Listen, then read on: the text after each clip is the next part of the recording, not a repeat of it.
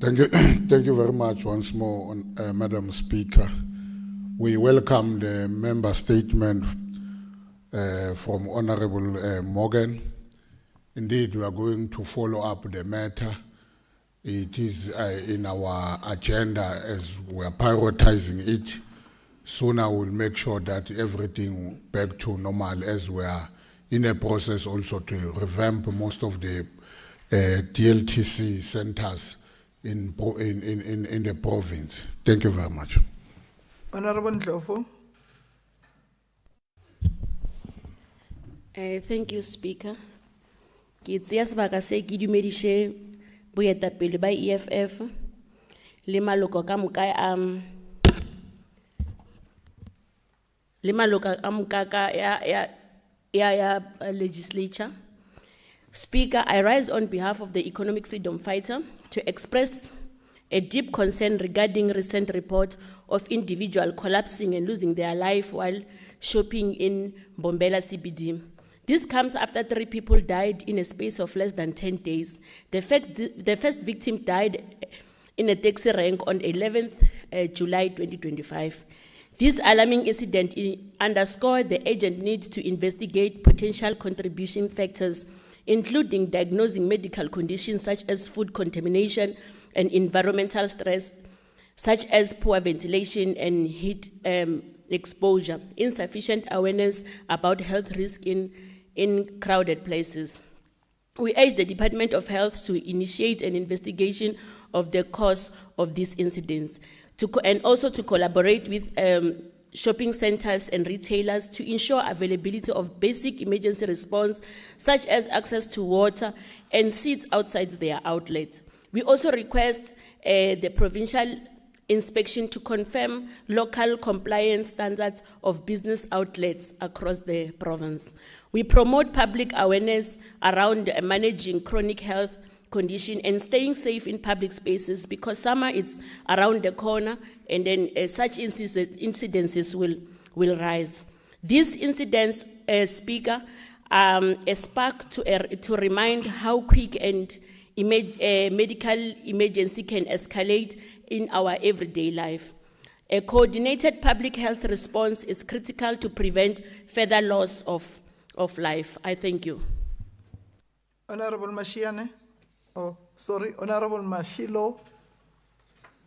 Honorable Mashilo, can you respond to that statement?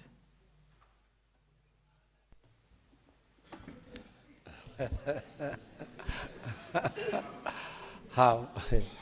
Nagargasa safety and security. Well, thank you very much, Speaker. Well, we welcome the member statement from Honorable Ndlovu. Well, it is indeed not correct, and I think we must agree with your statements that we can't allow our community gets terrorized in whatsoever, especially in the downtown of our city. I think we agree with you. We'll indeed make a proper follow-up so that we can get the safety of our people. We have suggested to our municipalities that we must consider putting cameras across our cities, because large populations of our people come to those areas, so that we can get those who are perpetrators and we can put the proper arrest and they can be prosecuted accordingly. Thank you very much. Honorable Mashiane.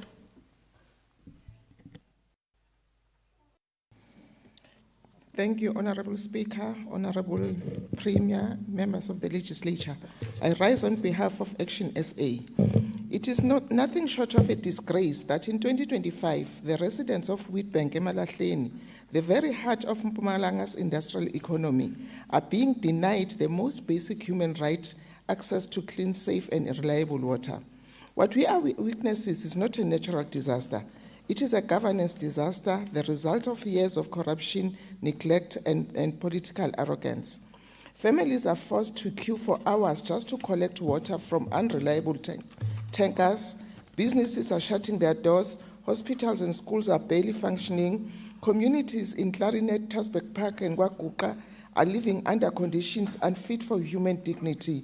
while those responsible sit in offices with bottled water and backup supply. This government has failed to maintain infrastructure, allowed billions to be wasted, and watched leakages. Theft and mismanagement cripple our water system. The people of Emalahleni are not thirsty for sympathy. They are demanding accountability. Action SA calls for an immediate audit of the water infrastructure in Emalahleni, a transparent emergency plan with clear timelines and communication to residents, and the deployment of independent engineers to assess and rehabilitate critical supply lines. Speaker, access to water is not a favor from the state. It is a constitutional right, and until that right is restored to every tap in Witbank, Action SA will not be silent. We will fight alongside the people until justice flows like water. I thank you. Honorable Mashilo.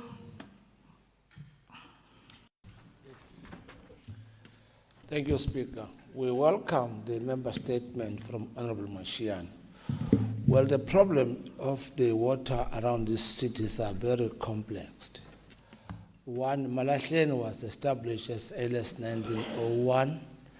By now, we've got too many underground infrastructure that are asbestos, they've aged. Population has overgrown that municipalities so tremendously.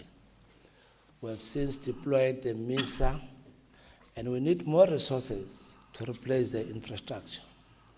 We are getting water from the mine through the program of water exclamation so that we can augment what we have in Emalahleni. But over and above, there are too many illegal connections which led to so many water leakages that affects the municipality. So the matter will get attention as we progress forward. Thank you very much. Honorable Weber.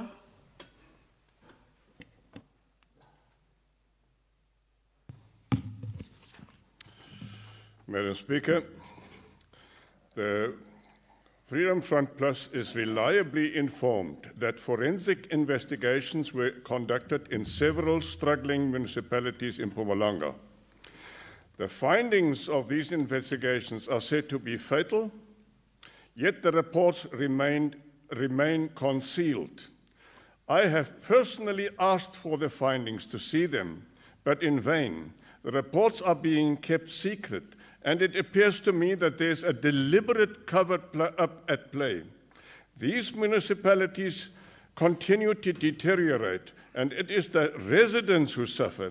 Despite paying the electricity bills, they are subjected to daily blackouts.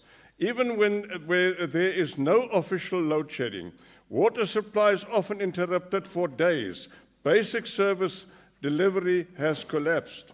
Is this fair to the people of Mpumalanga? Certainly not. The Freedom Front Plus demands that the findings of these forensic investigations and what follows after that be made public, or at the very least be disclosed to the members of this legislature. Furthermore, we insist that the findings of all forensic investigations, past, present, and future, be made available to this House. We cannot exercise proper oversight while being kept in the dark. Transparency is not a favor, it is a constitutional obligation. I thank you, Madam Speaker. Honorable Mashilo. Thanks, Honorable Weber. Well, we must not be selective when we talk about the Constitution. Indeed, we are a constitutional country. Reports get presented to municipalities, and councillors, they do have the report. However, any external person so require, you must follow the Constitution in terms of the PIA Act, because in any report, it will contain allegations and the name of individuals.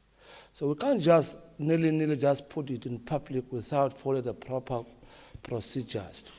However, you are at liberty to go to a municipalities in terms of the PIA Act and ask that report. Certainly they will provide to you, because when information or report presented to municipalities, it becomes the municipal action. From where I am sitting, We have implemented some of the resolutions or some of the recommendations made by the investigators, and we are continuously doing that. My department is to monitor the implementations of such recommendations. Thank you very much. Executive statements. I'm informed that there are no executive statements. Motions without notice. Are there any motions without notice? Honorable Mhlongo. Thank you very much, Honorable Speaker. I rise to move a motion without notice on behalf of the African National Congress to raise our concern about the alarming number of teenage pregnancies recorded in the year 2024, especially young girls below the age of 16.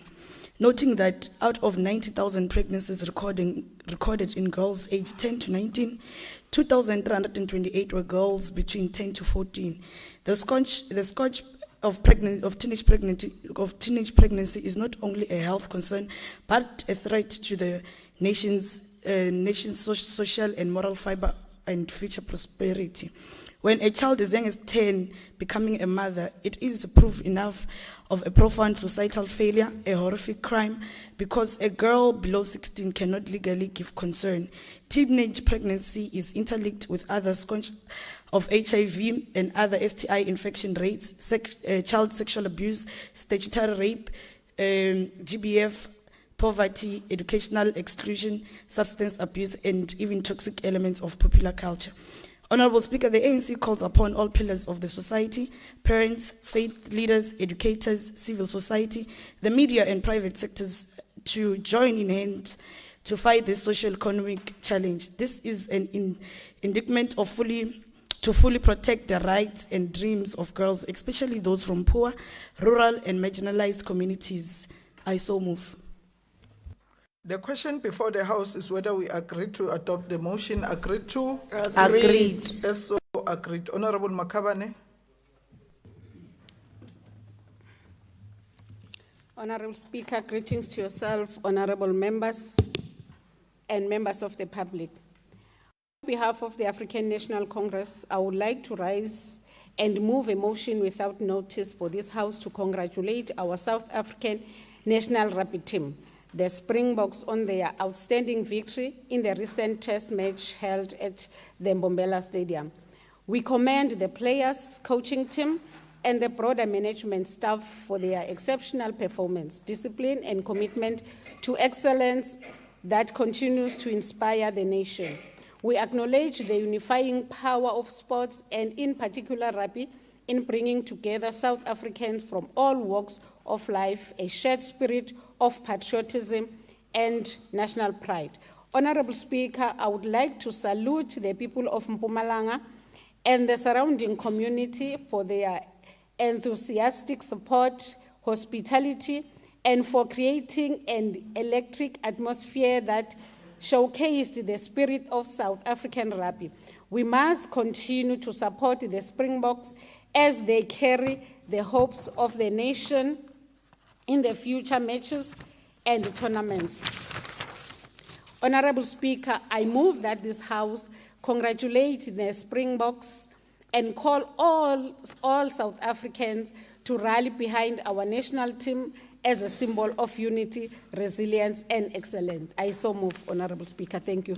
The question before the House is whether we agree to adopt the motion. Agreed to? Agreed. As so agreed. Honorable Chibi.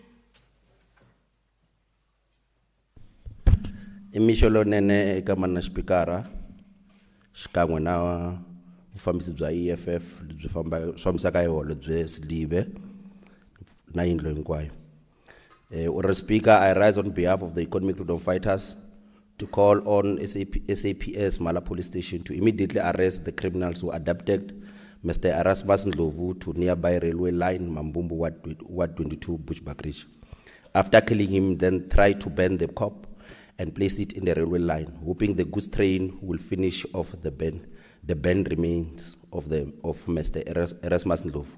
Little did they know, the train driver stopped the goods train before the corpse burned beyond recognition. Whereas the family arrived in the scene and expressed the most horrific and brutal burn of their son. We also call for the necessary support for the affected family members who are struggling to cope after the incident and most painful funeral. I so move. The question before the House is whether we agree to adopt the motion. Agreed to? Agree. Also agreed. Honorable Skosana. Thank you, Honorable Speaker and honorable members. I rise on behalf of Mkonto, which is a party, to express our sincere appreciation for the exceptional collaboration between members of the South African Police Service and private security. On Thursday, 17 July, a mother and her child were safely rescued following the shift coordinated response by the SAPS and the private security personnel in the city of Mbombela. This heroic act took place after the pair were alleged kidnapped early that day. According to the report of SAPS officers and private security team coordinated the plan of action and swiftly proceeded to the scene. The joint effort led to the successful tracking of the suspect vehicle, which was allocated Kapogeni, where a suspect was subsequently arrested. Therefore, I rise to commend the rapid, effective response all involved, to applaud the collaborative approach to the combating crime in the city and surrounding areas. Such unity in action is not only commendable, but must be actively encouraged and supported. I so move, Honorable Speaker. The question before the House is whether we agree to adopt the motion. Agreed to? Agreed. Also agreed. Honorable Skaledi. Thank you very much, Honorable Speaker. I rise to deliver a motion without notice on behalf of the Democratic Alliance, noting that crime prevention wardens have now been operational for the past 6 months within the province and have yet to receive the further training from the grade E and D that they were initially received since the program's inception. Further noting that despite our constant call for proper planning and implementation, the department has not been able to furnish the legislature with the legislation which was relied upon when enacting the crime prevention wardens in the province. Therefore, we move for the following: that the department provide a comprehensive training plan for the crime prevention wardens and provide the plan to the relevant portfolio, that the department provide the legislation relied upon for enacting the crime prevention wardens within the province, especially if it relied on the Criminal Procedure Act, that the department provide a comprehensive cost plan providing for PPE, tools of trade, vehicles, etc., and a detailed analysis of medical costs that may arise from operations and the legal ramifications for operations that may lead to legal suits against the State Department. I so move. The question before the House is whether we agree to adopt the motion. Agreed to? Agreed. Also agreed. Are there any motions without notice? Notices of motion? Are there notices of motion?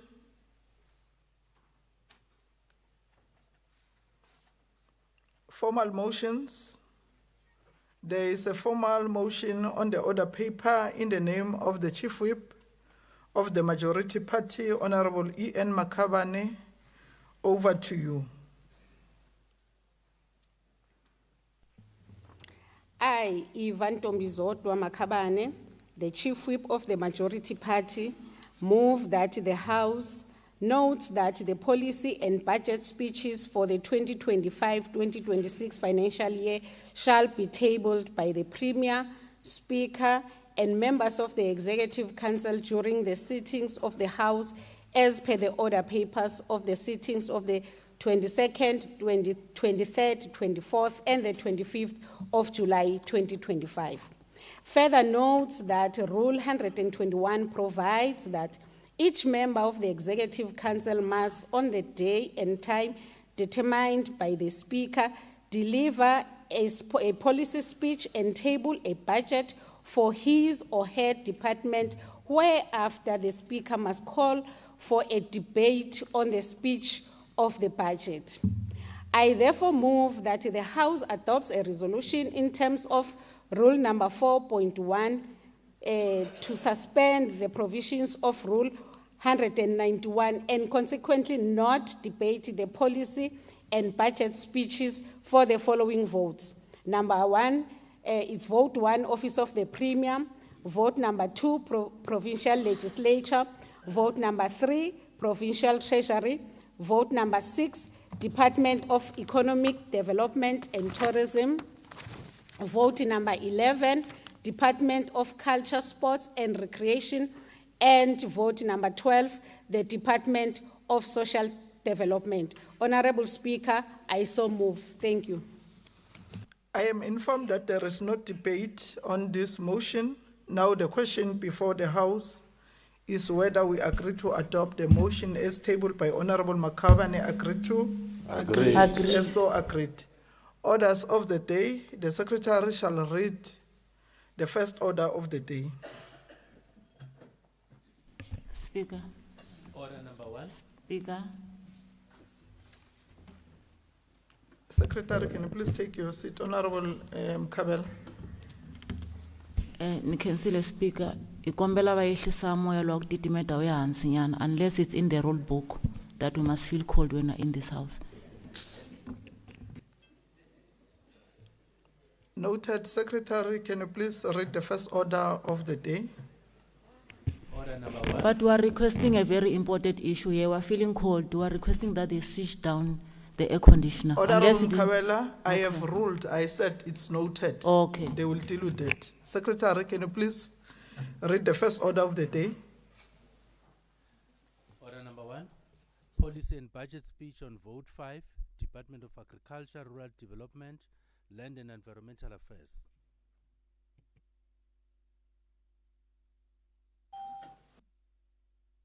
Now call upon the MEC for Agriculture, Rural Development, Land and Environmental Affairs, Honorable BK Moketsi, to present the policy and budget speech.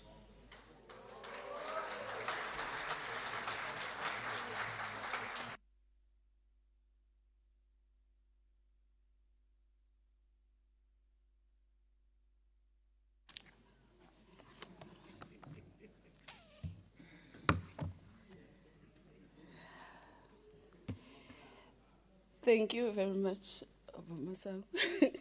Thank you very much, Honorable Speaker. Greetings to yourself, Honorable Speaker of the Mpumalanga Legislature, Honorable Masilela, Honorable Deputy Speaker, Honorable Masangu, the Chief Whip of the Majority Party, the Honorable Premier in absentia, members of Executive Council and Provincial Legislature, the Provincial Secretary of the Governing Party, Comrade Dumuzi Chira, leaders of the Alliance, leader of the official opposition party, and all political party represented, Chairperson of the Portfolio Committee on Agriculture, Honorable Colin Sedibe, Chairperson of the House of Traditional and Khoisan leaders, and all traditional leaders present, Director General, Mams Kosana, the HOD of the department, Mr. Chunda, and fellow heads of the departments,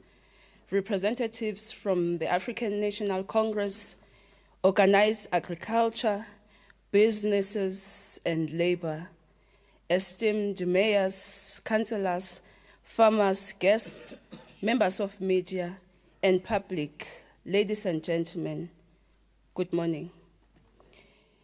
Honorable Speaker, it is with the deep humility and the firm sense of duty that I stand before you to table the 2025-2026 policy and budget vote for the Department of Agriculture, Rural Development, Land and Environmental Affairs. This budget is a strategic instrument crafted not only to align with the Honorable Premier's Mandla Ndlovu State of the Province address, but to fulfill the aspirations of our people in rural and marginalized areas. Madam Speaker, we are heeding the Premier's 3 key directives to ensure the successful operationalization of Mpumalanga International Food Market by the end of July 2025. To maximize production and strengthen support to smallholder farmers through enhanced infrastructure, extension services, and targeted funding, and to also prioritize agro-processing with a strong emphasis on developing agri-hubs and driving rural empowerment across the province. As we table this policy budget vote during Mandela Month, we are reminded that the true measure of freedom lies not only in our democratic institutions, but in our people's ability to live with dignity, rooted in access to land, food, and opportunity.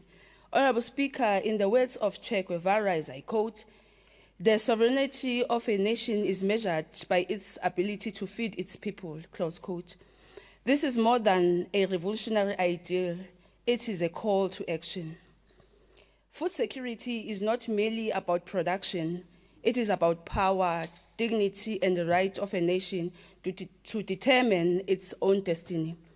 This vision finds deep resonance in the historic words of Tata Oliver Tambo, who affirmed that, open quote, "We seek to create a united, democratic, and non-racial society in which the people shall govern and where the land shall belong to those who work in it," close quote. His call remains relevant as we strive to undo the legacy of dispossession and inequality. Honorable Speaker, and as Mama Albertina Sisulu so powerfully reminded us, open quote, "Landlessness and hunger stripped our people of their dignity. Until this is addressed, our struggle is not complete," close quote. Her words echo the urgency of our mission to transform rural economies, restore land to rightful owners, and to ensure that no South African goes to bed hungry. Madam Speaker, this year our resolve is underpinned by a national milestone. For the first time under the leadership of President Cyril Ramaphosa, South Africa presides over the Group of 20, which is called the G20. As the first African country to assume this honor, it signals a shift, a global recognition of Africa's voice in agriculture, food security, climate resilience, and trade integration. Economists agreed that this is our moment to place African agriculture at the center of world's policy conversation. Honorable Speaker, Mpumalanga remains predominantly rural province, but one with immense agricultural potential, favorable climate conditions, and abundant resources. We do not ignore our challenges: rising inequality, climate change, youth unemployment, and an aging farmer population. Yet, we see these as building blocks. As President Utatu Mandela reminded us, open quote, "A society that does not value its older generations denies its roots and endangers its future," close quote. Today, I say, society that does not invest in its youth and rural economy cannot transform. Our response, Honorable Speaker, a policy and budget agenda grounded in collaboration, precision in execution, and measurable results. We are aligning to the 7th administration strategic priorities, particularly inclusive job growth, job creation, and poverty reduction, supported by the medium-term development plan, the provincial growth and development strategy, the district development model, the national development plan, and the agrarian agricultural master. Honorable Speaker, in pursuit of inclusive growth and sustainable job creation, we are proud to highlight one of the province's flagship interventions, the eminent operationalization of Mpumalanga International Food Market. We have not only created a trading platform, we have built a gateway linking our farmers from smallholder emerging farmers to large-scale farmers by bridging the gap and providing access to buyers in local wards, townships, province, and nationwide. We have further managed to secure partnership in Oman and China, which will enable our farmers to be players in global supply chains. Honorable Speaker, this facility will display barriers, reduce reliance on localized and unreliable farm gate procurement, and enable equitable sustained supply in various demand and value chain. Together with the Department of Small Development, Business Development and our market operator, we are piloting 30-foot market squares in 30 wards out of the targeted 400. These outlets will be operated by local SMMEs selling fresh vegetables, grain, meat, and dairy, with 1,600 SMMEs expected to benefit by the end of the mid-term development plan. The Mkhuhlu Agri-Hub continues to coordinate supply to 32 hospitals and 6 boarding schools, working with 101 smallholder farmers. Additionally, we are completing repairs at Umkhondo Agri-Hub, expanding fresh produce distribution in Khatsibande district, spread across all the municipality in the district. Honorable Speaker, today we officially announce the Mpumalanga Agro Fund, a transformative 400 million blended finance partnership designed to drive inclusive agriculture development within the province. This is a strategic undertaking between DACLEAR and National Empowerment Fund. This agro fund is open to other strategic partners, and various agreements of collaboration are underway. The strategic partners include the National Empowerment Fund, the Land Bank, Sanlam Insurance with tailored risk mitigation solution for both farmers and investors. The MIF ensures that market access through guaranteed market access for all the enterprises. The expected impact is creation of 1,200 new agro-processing jobs by 2027, forecast in investment in key value chains, grains, poultry, cannabis, and agriculture, direct support to strategic zones such as Nkangala Grain Corridor and Mkhondo Agri-Hub. Honorable Speaker, the Mpumalanga Nutrition Sourcing Bill has been published for public comment and marks a bold legislative step towards agricultural transformation. And its core, the bill seeks to ensure stable and reliable market access for emerging farmers, empowering them to become active participants in the provincial food economy, retain and reinvest public expenditure within Mpumalanga, ensuring that our public nutrition programs directly benefit local producers and enterprises. Honorable Speaker, as we advance the Mpumalanga Nutrition Sourcing Bill and pursue broader efforts to transform the agricultural sector, it is essential to recognize that lasting success will require a coordinated, committed from all key stakeholders. To our banking and financial partners, we call on you to recognize the economic potential of black farmers, not as a matter of charity, but as a matter of sound investment. These farmers are the future of food security, local enterprise, and inclusive growth. By providing accessible financial and tailored support, you are not just backing individuals, you are investing in the long-term prosperity of Mpumalanga. To our farmers, both established and emerging, the tools are in your hands. The Agro Fund and the Nutrition Sourcing Bill were designed with you in mind. Use them. Leverage these instruments to build resilient farming operations, uplift your communities, and secure your rightful place in the provincial economy. Your participation is not optional, it is vital.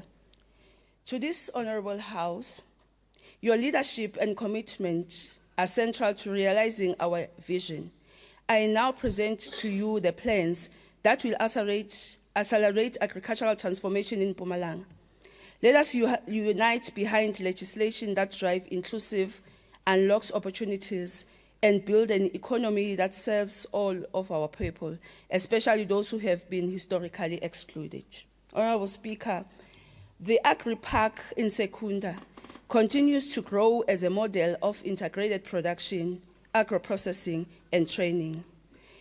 Poultry and piggery infrastructure has been completed, and we now shift our focus to tunnels, aquaponics, and shade net facilities. Honorable Speaker, this is more than just a park, It is a functional economic ecosystem designed with a specific intent to uplift rural communities, create sustainable livelihoods, and demonstrate the power of agricultural as the driver of social economic transformation. Our focus remains clear. Youth, women, and persons with disability must be central to the agricultural revolution. This year, Honorable Speaker, we will operationalize the Inkanyezi Poultry Project at Chief Albert Lutuli and activate Excel sent by Lebu at Tembisilehani Municipality, both female-owned enterprises. As we approach the Women Month, we are conscious about the role women play in this sector. We continue with the focus of empowering women in agriculture and rural development and environmental. We will strengthen the empowerment of these women to ensure that we streamline all activities of farming, agro-processing, and environment. In Kangala, Honorable Speaker, the grain corridor strategy is bearing fruit with support to Tembisilehani grain farmers and in Tembisilehani municipality. JS Moroka grain farmers, Bahatla, co-opt both in JS Moroka municipality. The revival of Sinteko Tea Estate in the city of Mbombela, now restituted to Shamile CPA, includes electrification, sewer upgrades, and factory design. There are farmers in the Bushbuck Ridge local municipality who will be supported with irrigation system and perimeter fencing for vegetable production like Danica Primary Cooperatives and Elmora Green. Honorable Speaker, the Phezukom Khono Mlimi program represents a strategic shift in addressing food insecurity, not through temporary handouts, but by empowering communities to produce their own food and build sustainable livelihoods. This approach focuses on enabling self-sufficient resilience and dignity. In 2025-2026 financial year, Honorable Speaker, we will focus our support to 13,000 households, establish 690 food gardens, and cultivate 18,000 hectares, creating 520 EPWP jobs in the process. Honorable Speaker, Mpumalanga continues to demonstrate its strength production, proudly ranking among the top 5 provinces nationally. However, our farmers still face challenges that limit their ability to scale and fully benefit from this potential. Through the Masibuyele Sibayeni initiative, we are committed to change that. This year, 66 projects will receive livestock sets, benefiting 512 farmers and creating 68 jobs. We are restoring value chain by investing in processing and abattoir infrastructure. We are piloting a new technology on our research farms that uses biometric tracking and global positioning system for livestock alongside air quality monitoring stations equipped with early detection system. This integrated approach aims to combat the high level of livestock and infrastructure theft.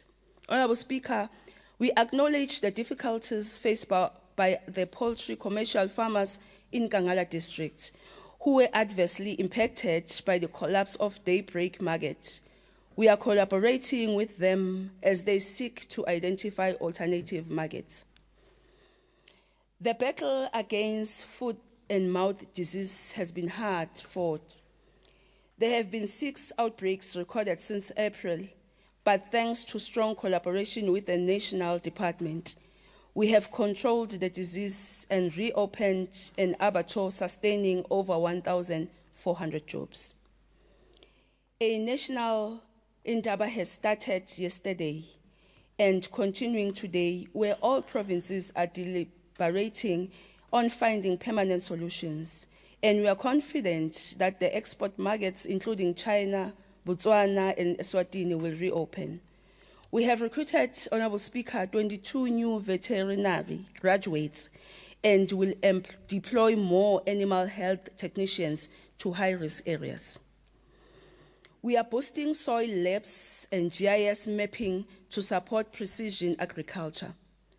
Mpumalanga holds potential in aquaculture, especially warm freshwater systems. We will provide inputs, training, and market facilitation for this emerging sector. Through mentorship and accredited training, we will capacitate youth, women, and people with disability to become agripreneurs. Honorable Speaker, we continue to train farmers in South African good agricultural practices and hazards analysis critical and control point, certificate for food safety measures to ensure that they are ready to supply the markets. Our constitutional duty is clear. We must protect the environment for current and future generation.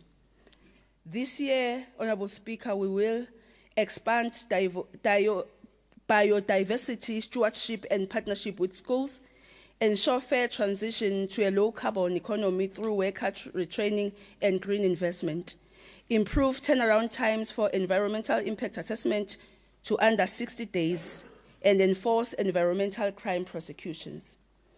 Our 6 air monitoring stations in Kangala, Gatsibande, and Ihlanzeni will remain fully operational.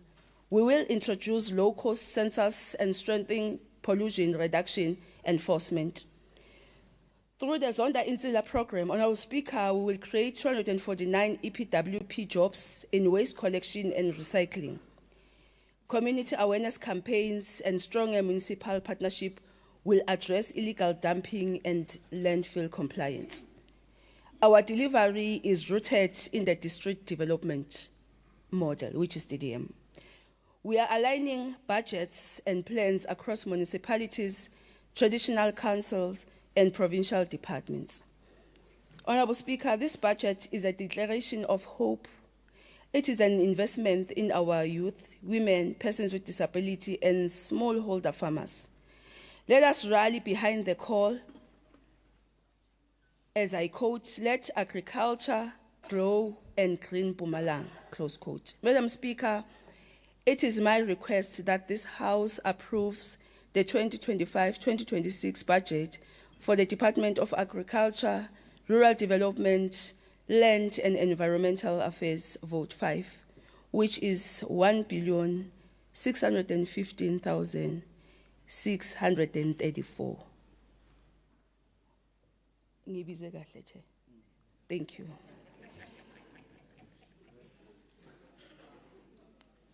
Chair, Honorable Speaker, Program 1, Administration, has been allocated 217,837,000. Sustainable Resources Management has been allocated 76,546,000. Agricultural Producer Support and Development, 712,289,000. Veterinary Services, 155,705,000. Research and Technology Development Services, 73,040,000. Agricultural Economics Services, 159,867,000. Structured Agricultural Education and Training, 29,698,000. Rural Development Coordination, 25,883,000. Environmental Affairs, 164,769,000. The total allocation is 1,615,634. Madam Speaker, I would like to commence by expressing my heartfelt gratitude to my family for their unwavering support throughout my journey. I also wish to sincerely thank the African National Congress, its leagues, the Alliance, and the broader mass democratic movement for their continued confidence in me and making this moment possible. I am deeply honored by the opportunity given to me by the Honorable Premier, Honorable Mandla Ndlovu, to serve as a member of the Executive Council. I accept this responsibility with the humility and commitment. Acknowledge is due to my predecessor, the former MEC, Mme Nompumelelo Hlophe, for the solid foundation she laid, one that will continue to build upon as we move the department forward. Sincere appreciation is extended to the Portfolio Committee led by Honorable Colin Sedibe and the steadfast team under the leadership of the HOD, Mr. Chunda, for their unwavering dedication, oversight, and collaborative spirit have been instrumental in advancing the department's objectives and ensuring good governance. Lastly, Honorable Speaker, heartfelt salute is extended to our farmers, stakeholders, and the Provincial House of Traditional and Khoisan leaders under the leadership of Kgoshi Mokoena for their invaluable contributions. Let us execute with discipline. Let us collaborate with resolve. Let us deliver results. Thank you. Ke a leboga. Nakhetsa.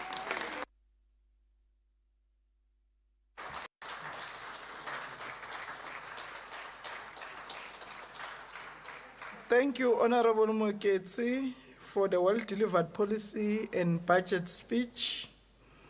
The Secretary shall read the second order of the day. Order number 2, consideration and debate on a report of the Portfolio Committee on Agriculture, Rural Development, Land and Environmental Affairs, Vote 5, Department of Agriculture, Rural Development, Land and Environmental Affairs. I now call upon the Chairperson of the Portfolio Committee on Agriculture, Rural Development, Land and Environmental Affairs, Honorable MC Sidibe, to table the report.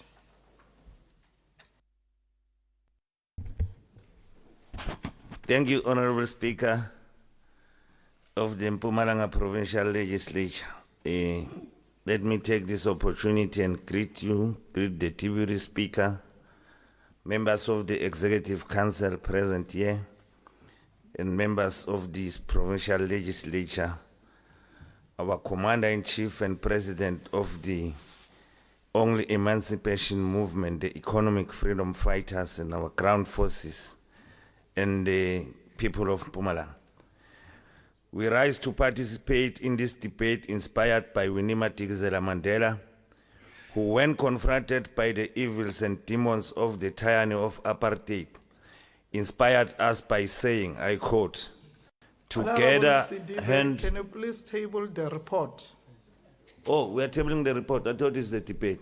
Sorry, Honorable Speaker. I hereby rise as the chairperson of the Portfolio Committee to request the House to consider the report as tabled. Thank you, Speaker.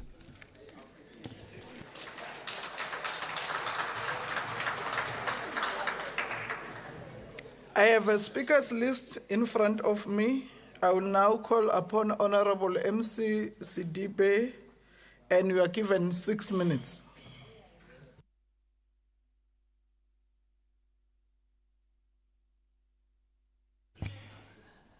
Yeah, thank you, Honorable Speaker. I've already greeted all of you.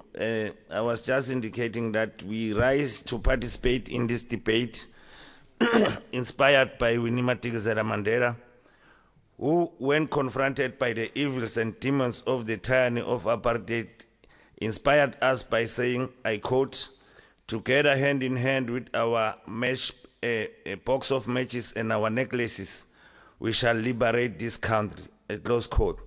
Considering the betrayal of the struggle of the people by the government of looters, who continue day by day to demonstrate that to the ANC, the struggle is about self-enrichment and wealth accumulation. So our participation in this debate, just like Winnie Mandela, together with the people, we shall work to liberate this country. We know that the best way to liberate this country is to give the people land and jobs. For the people to regain their sovereignty, they must not be beggars of government social grants, but they must be workers on their land or on their own land and earn a decent salary derived from their own sweat. We therefore, Honorable Speaker, support the budget of 1,615,634 rand allocated to the department. Our support of this budget is not a support for corruption, but the support to use it as an effective instrument to liberate the people who we stand here on their behalf. Honorable Speaker, we support this budget to enable the department to revitalize Fortune 40 program, Asbiyele Masimini, Asbiyele Sibayeni, Phezu Mkhono Mhlali, and other programs that the department ran to guarantee the province food security, create opportunities in agriculture for the land to be titled for the benefit of the people. Honorable Speaker, we rise in this budget to call on the Premier to ensure the biodiversity is correctly located, and a decision must be made whether it belongs to agriculture or it belongs to MTPA. The blurring lines of the location of biodiversity in agriculture and MTPA open an augury of unscrupulous behavior, particularly surrounding the fencing of the nature reserves in the province.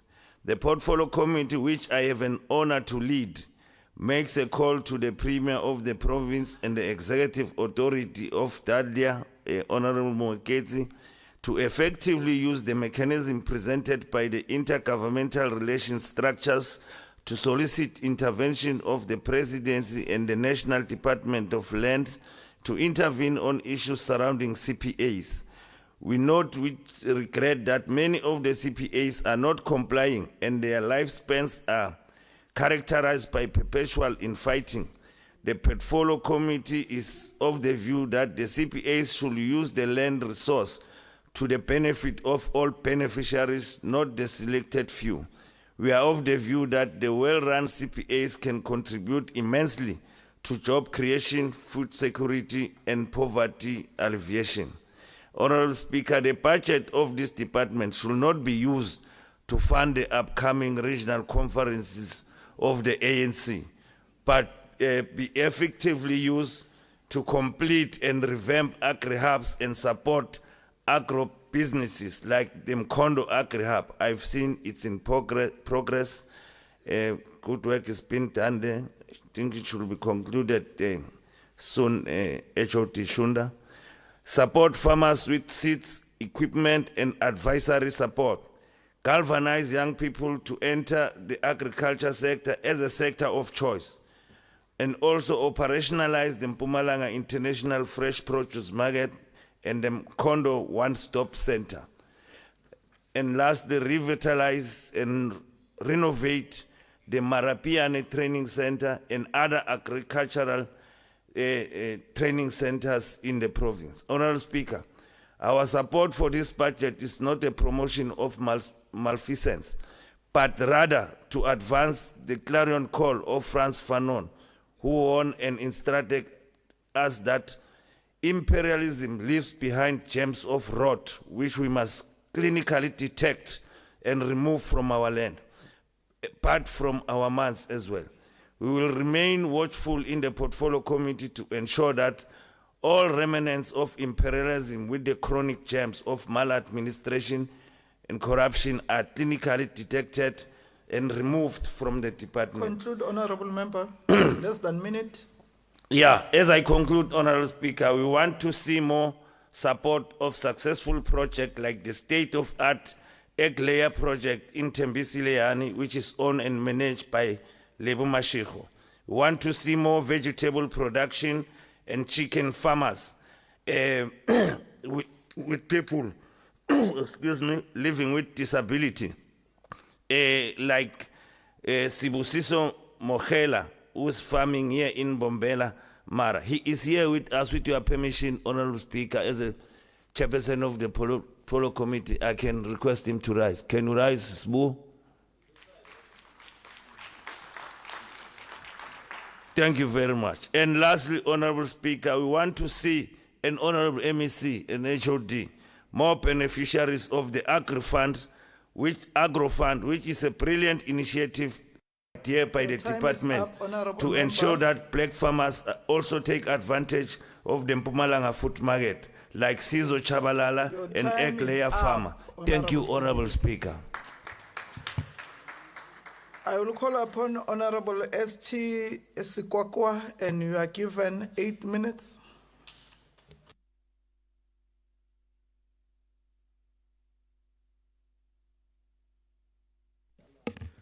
Honorable Speaker, honorable members of this August House, distinguished guests, Chairperson of the Portfolio Committee on Agriculture, Rural Development, Land and Environmental Affairs, and all protocol observed. Sanbonan.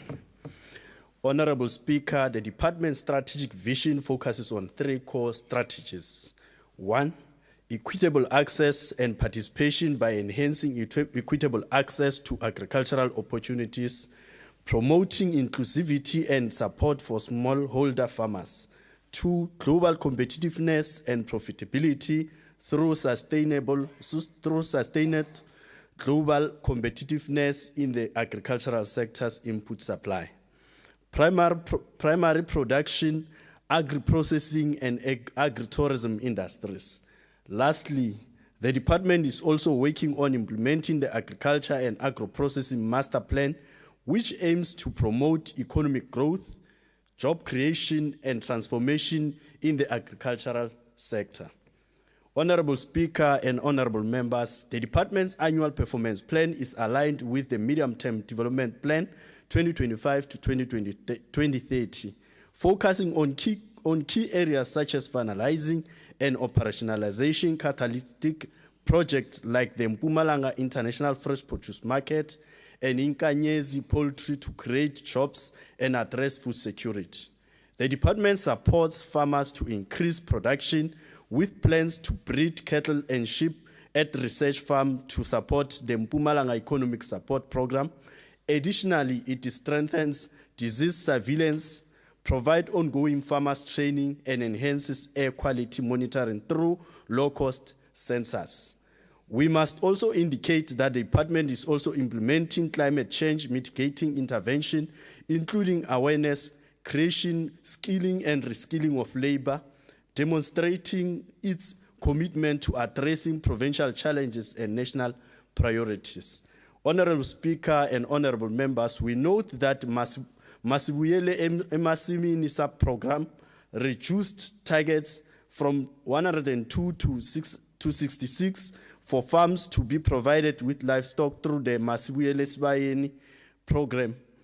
Also reduced targets from 1 to 2 for agriculture and fisheries projects, including farms to be supported. We also note that the rural development sub-program removed 2 output indicators, namely Fortune 40 farms to be supported and EPWP jobs to be created through some Fortune 40 project, yet both indicators are not included in the 2025-2026 financial year. Noting that the Fortune 40 strategies development has been delayed due to unforeseen circumstances. Honorable Speaker and honorable members, we would like to applaud the department that in this 5-year MTDPF targets 140 jobs will be created through infrastructure projects and 520 jobs will be created through the Pesgomkhono Mlimi program. 357 agribusiness will be supported with market service, while 6 government boarding schools will be supported with nutrition. Honorable Speaker, as outlined in the SONA 2025, the department will protect the gains that we have made since 1994. In advancing children's rights, we will soon adopt the national strategy to accelerate action for children, which focuses on the 10 key priorities, including the poverty reduction, child protection and addressing malnutrition. 999,685 learners in Mpumalanga benefited from the National Schools Nutrition Program, a government initiative to provide meals at our schools. Honorable Speaker, the department is in a final stage to operationalize the Mpumalanga International Fresh Produce Market.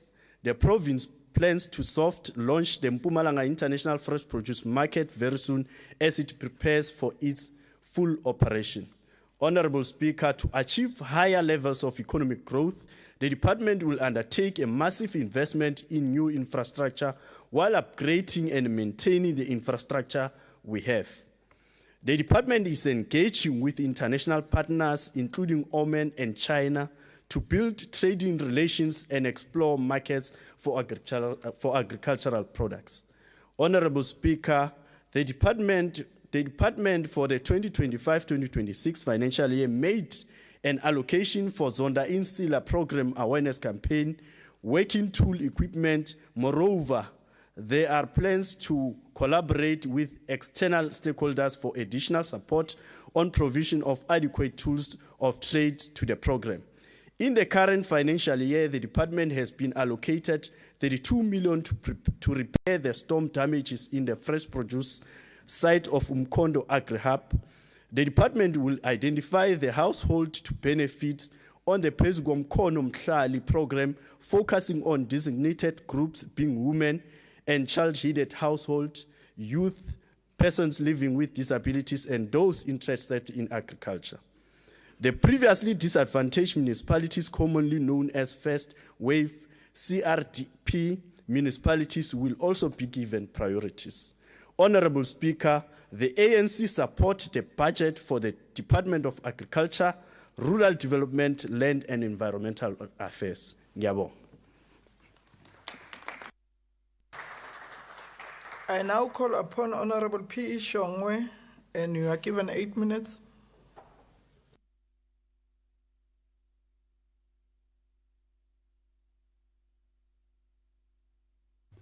Thank you, Honorable Speaker, members of the legislature, community members present, and all progressive leaders of Umkhonto weSizwe.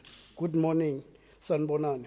Honorable Speaker, I rise to represent Umkhonto weSizwe Party and express our disappointment in what is reflected in the budget of Dadelia.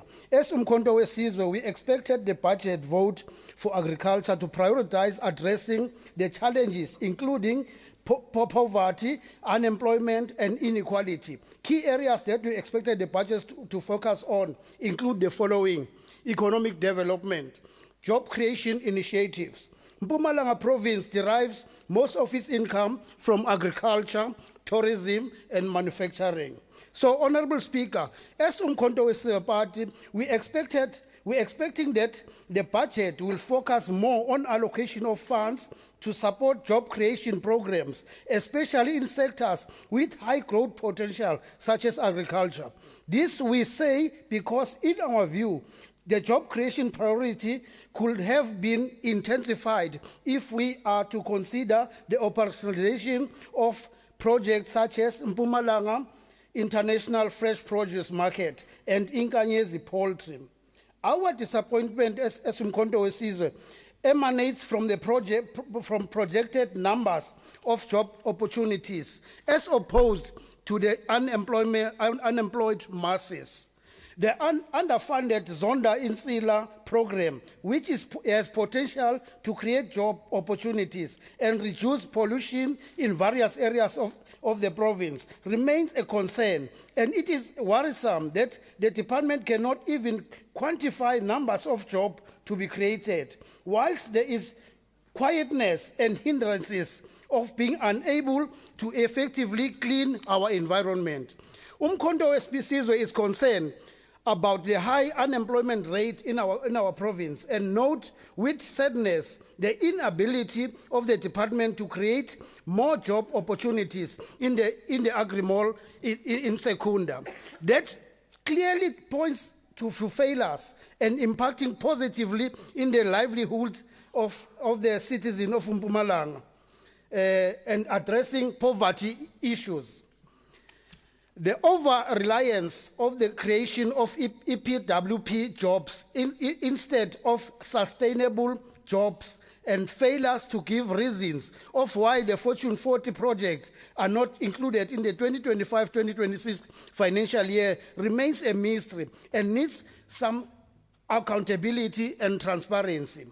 Infrastructure development. Honorable Speaker, we appreciate the initiative of the increased investments in infrastructure through this budget. This happens through the agro business and will be supported with marketing services and the boarding school that have access to nutritious food.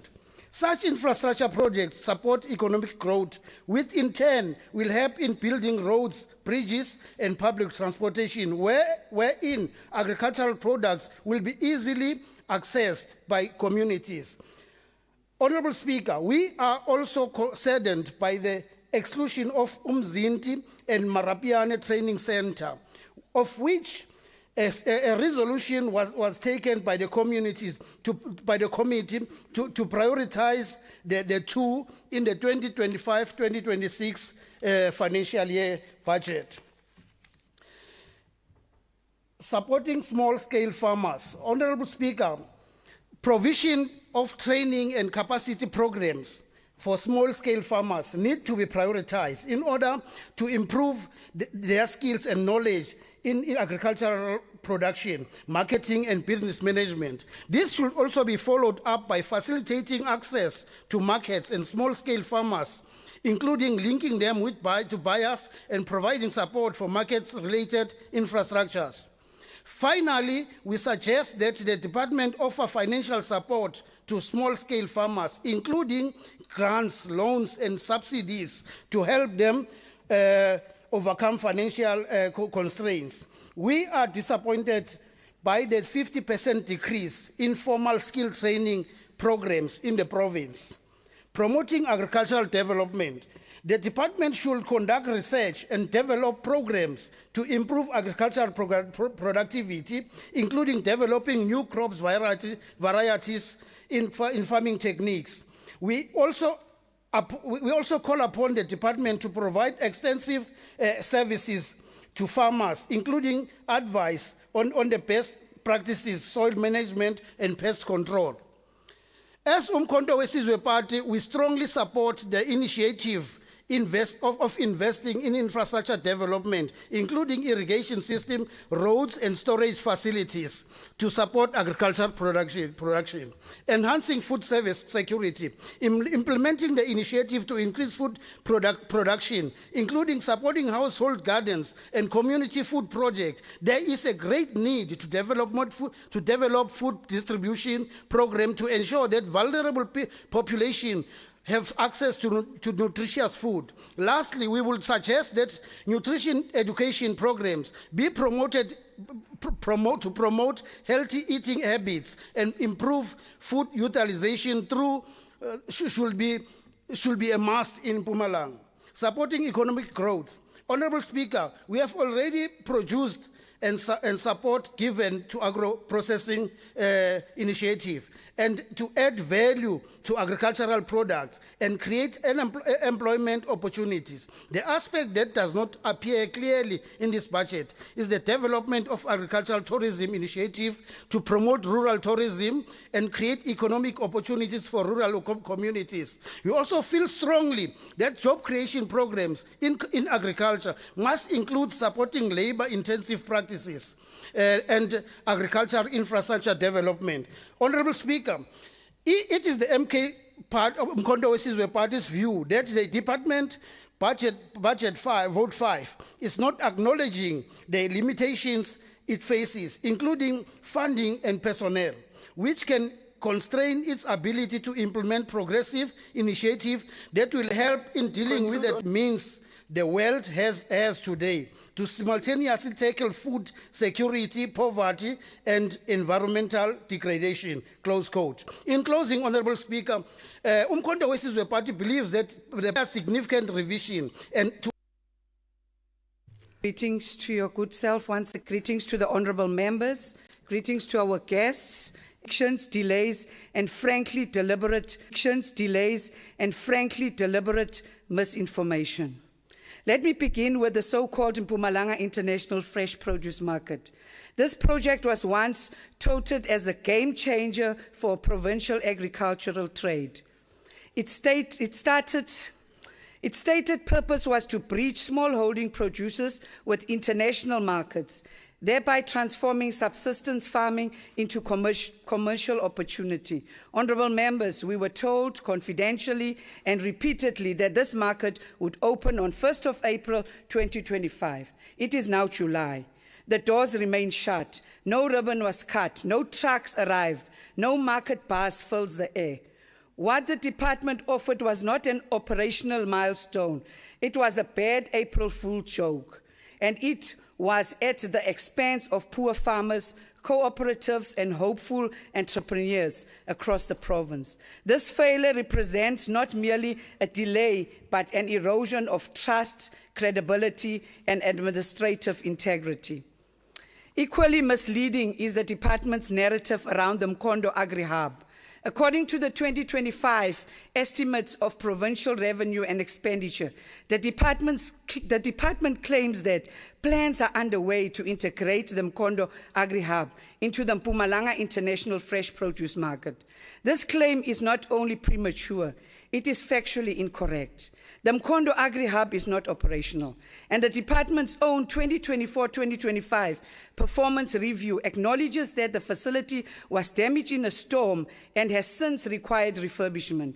Yet in the same budget speech, they speak as if the hub is ready to deliver agricultural goods to the markets and that themselves have yet to open.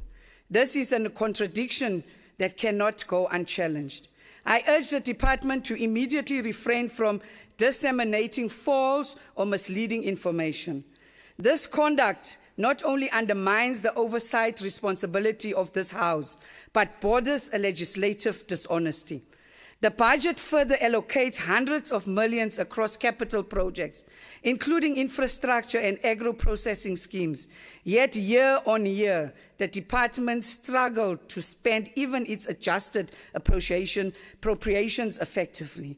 The so-called agri-hubs, mills, and processing centers are repeated in every budget cycle, like recycled promises, mentioned not for progress, but to justify continued expenditure without tangible delivery.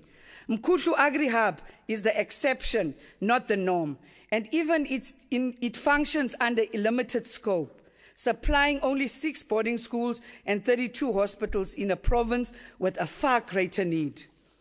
What is clear, Honourable Speaker, is that the department's narratives seeks to create the illusion of momentum, but illusions do not feed families. They do not uplift farmers and do not advance rural economies. What we need is accountable planning, transparent reporting, and credible delivery. Conclude, Honourable Member. Honourable Speaker, it is not merely a financial document, it is a moral statement of priorities. It reflects whom we choose to uplift, whose interest we served, and whose voice we silence through bureaucratic delay. As legislatures, we cannot accept a budget that tells half-truths to justify full expenditures. We cannot endorse a narrative that presents damaged facilities as proportional and celebrate infrastructure before it exists, and that announces market openings that never arrived. Our young people deserve more than empty promises. They deserve infrastructure that works, programs that empower, and opportunities that are real and measurable. Until such transparency is forthcoming, this budget must be regarded as technically inflated, strategically misleading, and politically unaccountable. Let us not endorse rhetoric dressed as progress. Let us demand tangible outcomes and uplift the youth. Thank you. I will now call upon Honourable T.S. Mavimbela, and you are given 8 minutes. Thank you, Honourable Speaker. Honourable Speaker, Ms. M.C. Masilela, Honourable Deputy Speaker, Mr. S. Masango, Honourable Premier, Mr. M.P. Ndlovu, members of the Executive Council, Honourable members of the House, and all in the House. Good morning. Honourable Speaker, I rise on behalf of the African National Congress, the People's Movement, to express our full support for the 25-26 financial year budget vote of the Department of Agriculture, Rural Development, Land and Environmental Affairs. Honorable Speaker, this budget is a weapon for transformation. It is about restoring the dignity of our people, addressing inequality and building a vibrant, inclusive rural economy that leaves no one behind. Honorable Speaker, this department plays a critical role in fighting poverty, ensuring food security, supporting farmers, and transforming rural communities in our province. Agriculture in Mpumalanga is more than just farming. It is a lifeline for thousands of families, a contributor to economic growth, and a source of employment in rural areas. Our province is rich in arable land, water resources, and hardworking farmers. We must therefore ensure that this budget addresses the real needs for the ground, access to land, farming inputs, technical support, and access to markets. Honorable Speaker, a strong agricultural sector requires inclusive participation. Emerging and smallholder farmers, especially youth, women, and people with disabilities, must receive priority support. This budget must be used to provide inputs such as seeds, fertilizers, and animal feed, improve mechanization and irrigation infrastructure, expand extension services and mentorship programs, and ensure land reform beneficiaries are properly supported. We cannot allow land to lie fallow due to lack of post-settlement support. The department must work with municipalities, schools, and communities to fight hunger. We call for increased support for food gardens in poor households, partnership with social development and education to promote nutrition programs, ensuring that no community under the ANC-led government in Mpumalanga goes to bed hungry. We urge the department to fast-track rural infrastructure projects such as farm access roads, fencing of arable land, water reticulation systems, and agro-processing facilities in rural areas. Our farmers cannot thrive without the necessary infrastructure to produce and transport their goods. We call on the department to improve its monitoring and evaluation systems and ensure that every cent spent changes someone's life for the better. Let this budget be a tool of transformation. Let it uplift our rural communities, empower our farmers, and build a resilient agricultural economy in Mpumalanga. Let us make agriculture fashionable, innovative, and empowering. Let us move with urgency to plant, to produce, and to prosper. In conclusion, this is people's budget. It is budget for hope, a budget for land, for food, for dignity, and for black excellence in agriculture. Honorable Speaker, the African National Congress fully supports this budget and commits to holding the department accountable for its full and effective implementation. Honorable Speaker, I move that this House approve the budget of 1.6 billion as requested by the Department of Agriculture, Rural Development, Land and Environmental Affairs. I thank you. I now call upon Honorable W.L. Weber, and you are given 3 minutes.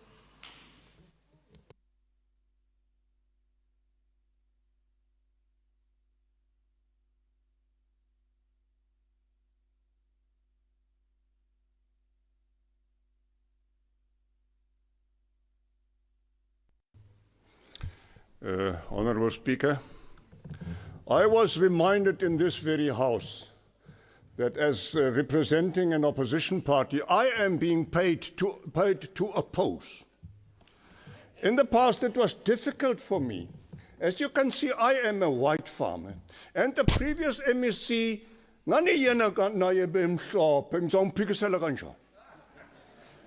it's easier now because my friend...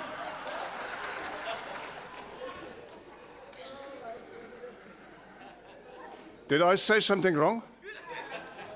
It's easier now because the chairperson of this committee is my friend on my left-hand side. And I do not really know the new MEC, but we must have a cup of coffee together. Now, if you ask me what the problems are that I experience as a practical farmer, there are two main problems. Firstly, our safety, and secondly, our markets. I went through a farm attack. When I came back from attending a church service, people had entered my house, they'd broken into my safe, and when I approached my homestead, the magazine of my own gun was emptied on me and my family. It was emptied. Secondly, Madam Speaker, our markets. Our relationship with the United States is strained. It is not in our interest to have that type of relationship with a market as big as America. I call on the governing party to normalize our relationship with the United States of America, because our exports, our agricultural exports, attract tariffs of 30%. It will close our markets. We are going to use AGOA. We should be business people. We must build the economy, but we build the economy if we can sell our products. Once again, I call on the governing party to normalize our relationship with that difficult guy there. And, that difficult guy. His name is Trump Donald. Let's normalize our relationship. Thereafter, Madam Speaker, if I have listened to what has been said today, and as an opposition party, representing an opposition party, and being reminded that I must oppose, I'm against everything that has been said. I thank you. I now call upon Honorable F.T. Mashiane, and you are given 3 minutes.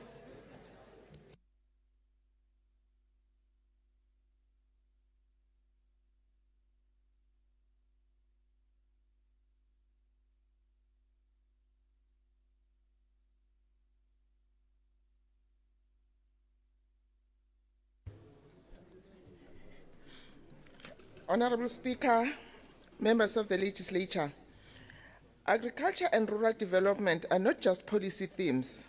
They are the foundation of food security, economic opportunity, and dignity for millions of South Africans. In Mpumalanga, this sector holds the key to revitalizing our rural economies and empowering the very communities that have been left behind by uneven development. While Action SA remains deeply concerned by persistent failures within the department, including incomplete projects like the Mkondo Agri-Hub, chronic underspending on farmer support programs, we will support Budget Vote 5, but we do so with caution and with clear expectations. Our support is not a blank check. It is a principled vote of confidence in the potential of this department to change course, to redirect resources away from politically connected beneficiaries and towards real emerging farmers, cooperatives, and rural entrepreneurs who need support the most. Honorable Speaker, the department's annual performance plan still leaves critical questions unanswered. Land redistribution targets remain vague. Rural development remains fragmented. Land tenure insecurity in communal areas continues to undermine investment and stability. Action SA believes in a professionalized, people-centered rural economy. That means supporting local cooperatives through transparent, non-partisan funding models, prioritizing youth and women in agricultural training and land access, investing in agro-processing hubs linked to real markets demand, and working with ethical private sector partners, not politically connected consultants. We are voting in favor of this budget because we believe rural communities in Tembisile, Hani, Nkomazi, and Pixley deserve delivery. But we will not hesitate to hold the department accountable if this budget fails to reach the ground. Let this be clear. Our support today is a warning, not a celebration. It is a challenge to this department to break with the past and put the needs of farmers and rural families first. Let us restore integrity, hope, and productivity to our rural communities, not in theory, but in action. I thank you. I now call upon Honorable L.R. Munene, and you are given 8 minutes.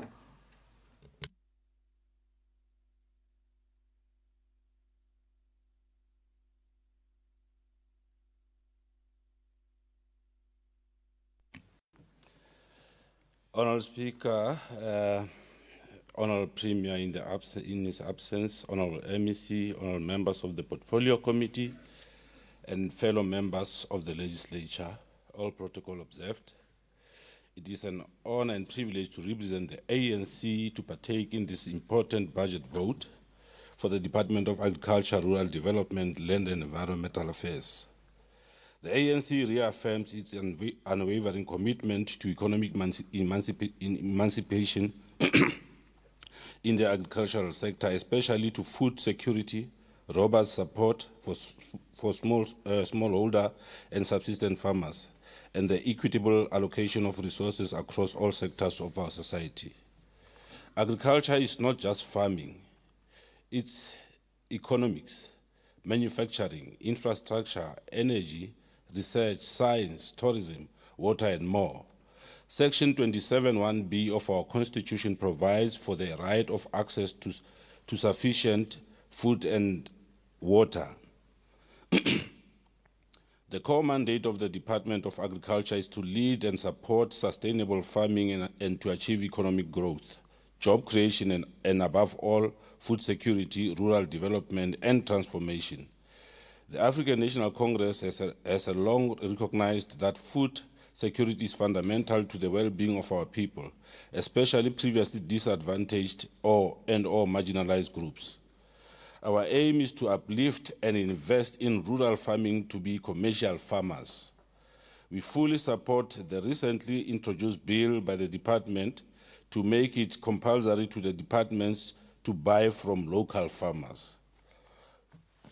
The department has outlined its key focus areas on the 2025-26 financial year, which are as follows: to finalize and operationalize the Mpumalanga International Fresh Produce Market and Inkanyezi Poultry to create jobs and address food security, to support farmers to increase production, to strengthen disease surveillance, especially with the recent detection of foot and mouth disease in Gauteng province and two of our municipalities, that is Piklika, Isakakaseme, and Dipaliseng, to build trading relations with international role players and explore markets for agricultural products.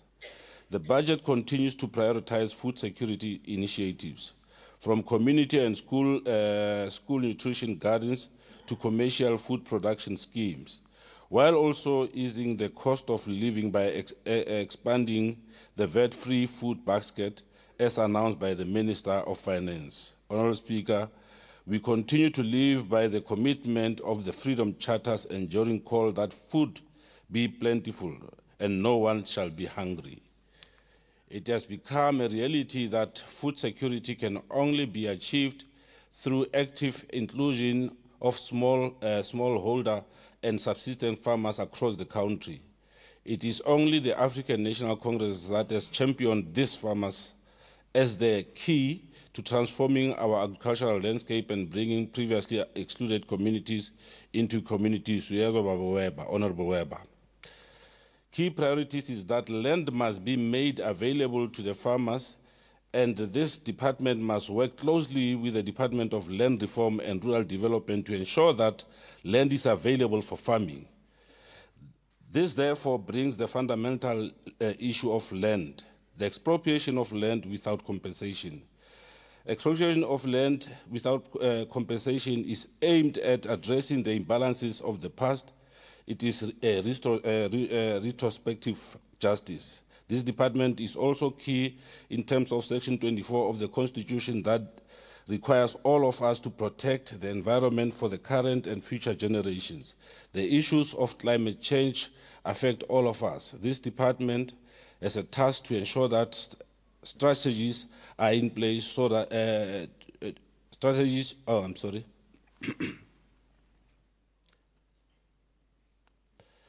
Honourable Speaker, as I conclude, South Africa, like many other countries, have been affected by global crises like the conflict in the Middle East and Eastern Europe. The conflicts have driven up food prices and tested our food system. Despite all these challenges, our country remains food secure. due to the resilience of our farmers and the support of proactive government measures. Even in challenging times, agriculture continues to bring opportunities and hope to the jobless. We have noted that the budget allocation of 1.6 billion have an increment of 6.7% compared to the 1.5 billion for the 2024-2025 financial year. The African National Congress agrees with the budget and how the department intends to spend the money allocated, including recommendation of the Portfolio Committee chaired by our good self, Honorable Sidibe, and we are glad that you supported the budget. The African National Congress votes for the adoption of the tabled budget of 1,615,634,000 rands, as tabled by the department through the MEC. Thank you for the opportunity, Honorable Speaker. I now call upon Honorable PK Mweketsi.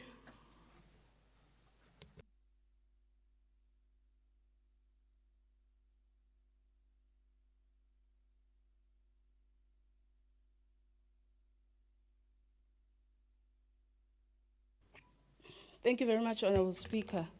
Honorable Speaker, manje Honorable Weber, kuzomela ukuthi ngihlale naye phansi. Sibonisane ukuthi ngingayo bukha kuphi la bazongishaya khona ngibe yellow bone.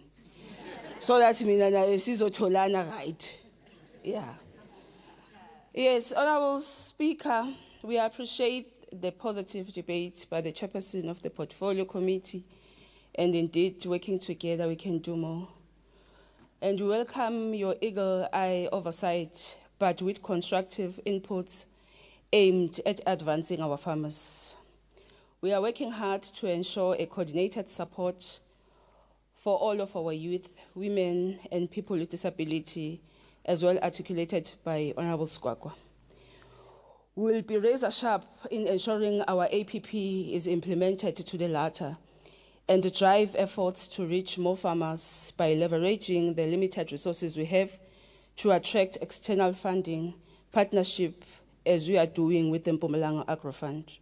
Honorable Speaker, working with all our communities and municipalities, we will focus on improving the care of our environment and indeed collaborative with all land users to ensure a safer living environment for our people. Honorable Speaker, Honorable Shongwe has just confused me, and I'm not sure whether he was part of the sitting when I presented the budget, because when he started, he said he's against the budget, but in the middle of the debate, he said he's supporting the programs that I mentioned in the budget and in the speech, and at the end, he was also supporting everything. So I take it as the MK has supported this budget. Thank you, Honorable Speaker. Honorable Speaker, economic development and job creation is indeed fully addressed in the policy and budget speech of the department. All our projects, which you mentioned yourself, are the Honorable Shongwe, are the sources of job creation, and each and every smallholder project we support create jobs. The 18,000 hectares that will be put into production results is a number of jobs at farms levels being created over and above the mentioned EPWP jobs. And also you talked about opening offices in municipalities, but we have offices in these municipalities. The Mpumalanga International Food Produce is opening soon. Mkondo Agri Hub is being repaired after it was damaged by storm and will be finalized in August.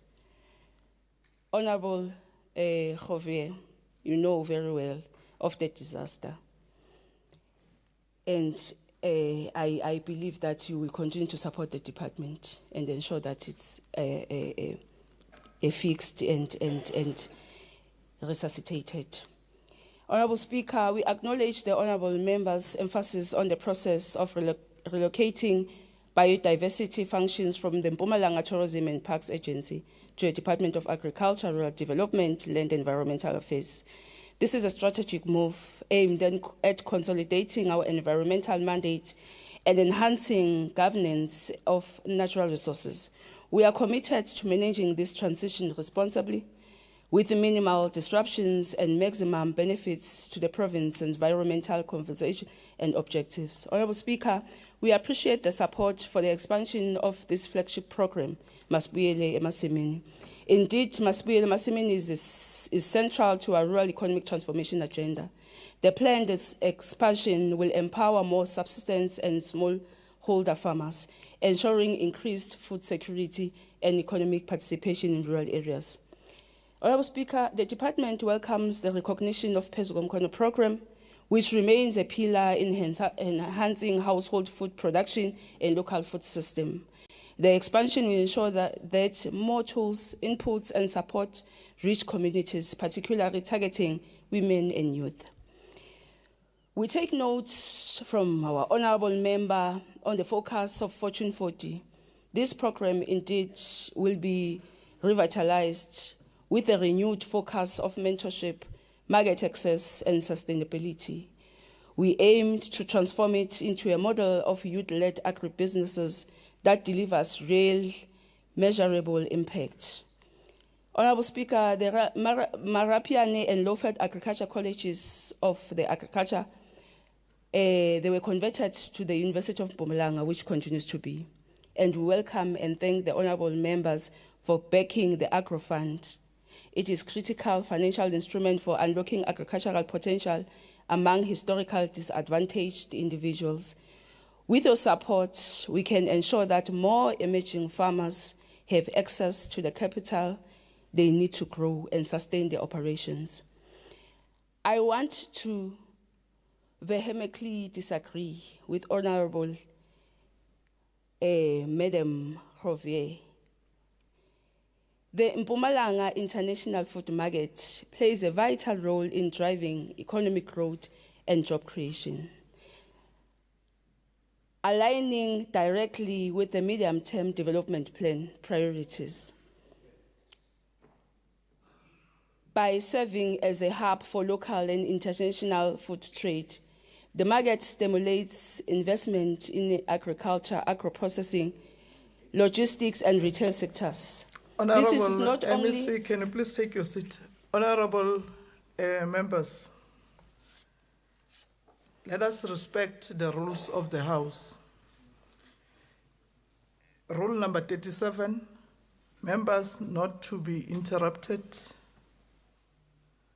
A member may not interrupt another member while speaking, except to put a question to such a member or call attention to A, a point of order, B, a question of privilege, C, the presence of non-members on the floor of the House.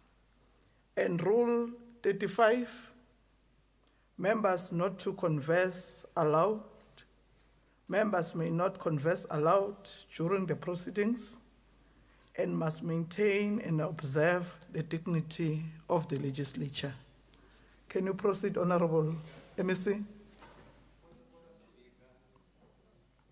What's the point of order, Honorable Masango? Yes, we get your point of order and we will agree with you on that point. But let me also make a point of order. The fresh produce market is not yet open. And her statement should be saying it will, not it has enhanced. It didn't. It's not there. So it is misleading also. Thank you. You are not calling a point of order on the rules, but on what the MEC has indicated, Honorable Masango. Okay. Honorable MEC, can you proceed?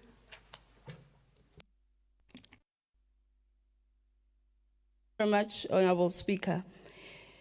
Honorable Speaker, as I was responding to the debate from the honorable members, touching on the international food market,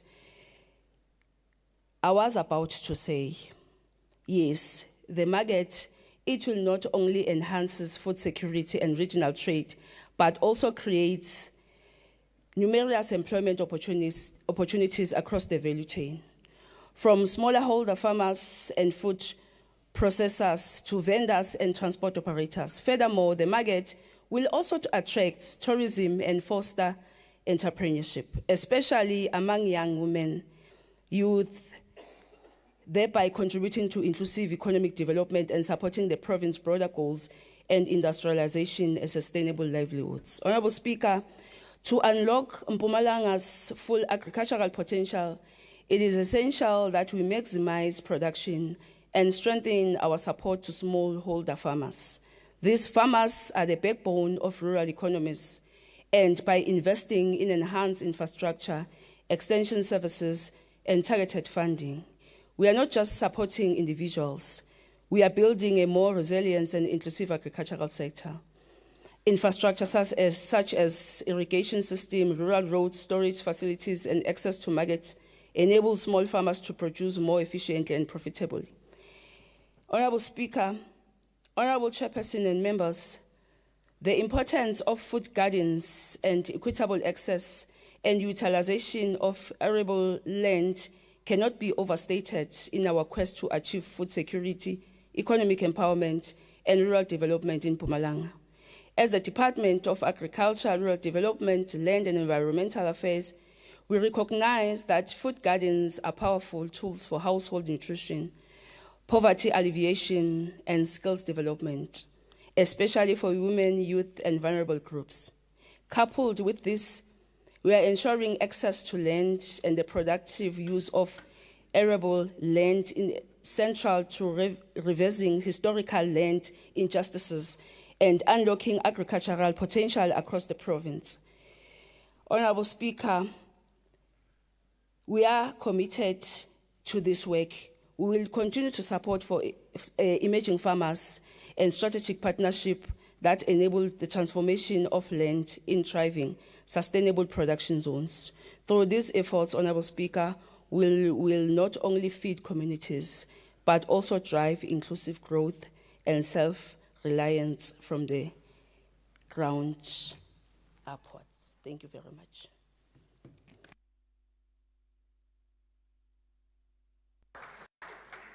That concludes the debate on budget vote 5. Now the question before the House is whether we agree to adopt the report as tabled by Honorable Sidibe. Agreed to?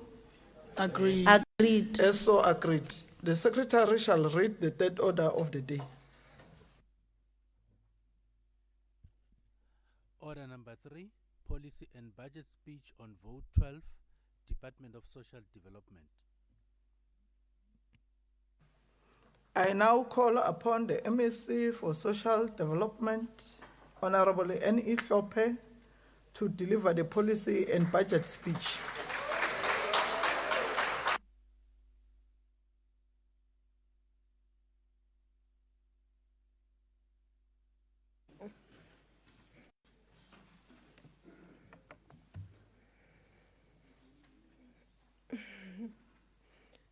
Thank you very much, Honorable Speaker.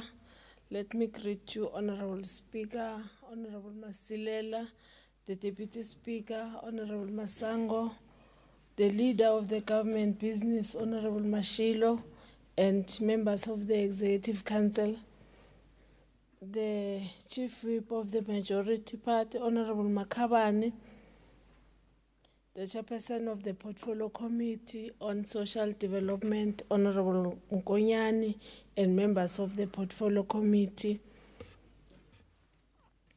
Honorable members of the Legislature, House of Traditional Leaders, Director General, Mrs. M.M. Skosana, Head of the Department of Social Development, Mr. Mtweni, and all other heads of departments, management of the Department of Social Development and its employees and entity,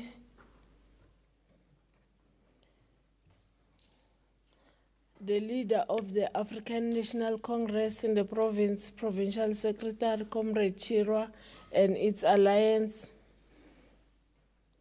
all pastors present here, in particular, Honorable Speaker, Pastor Reverend Dr. Mukhaladi,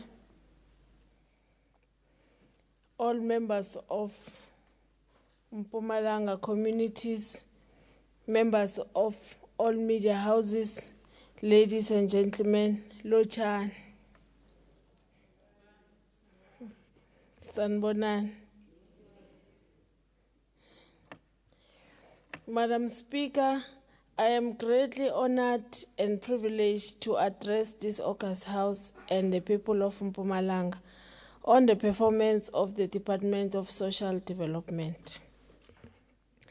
Allow me to begin by sincerely acknowledging the service users of our Swartfontein Treatment Center that have joined us here today, Honorable Speaker.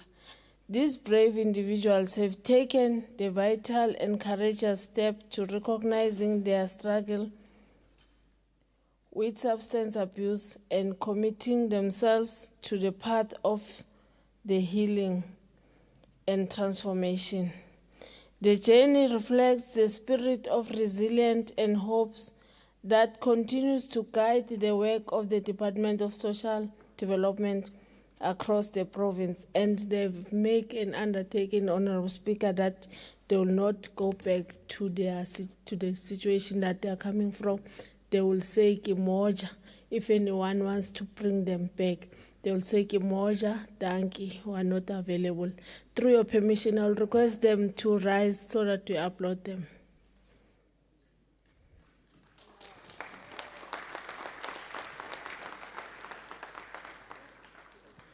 Thank you very much, our service users.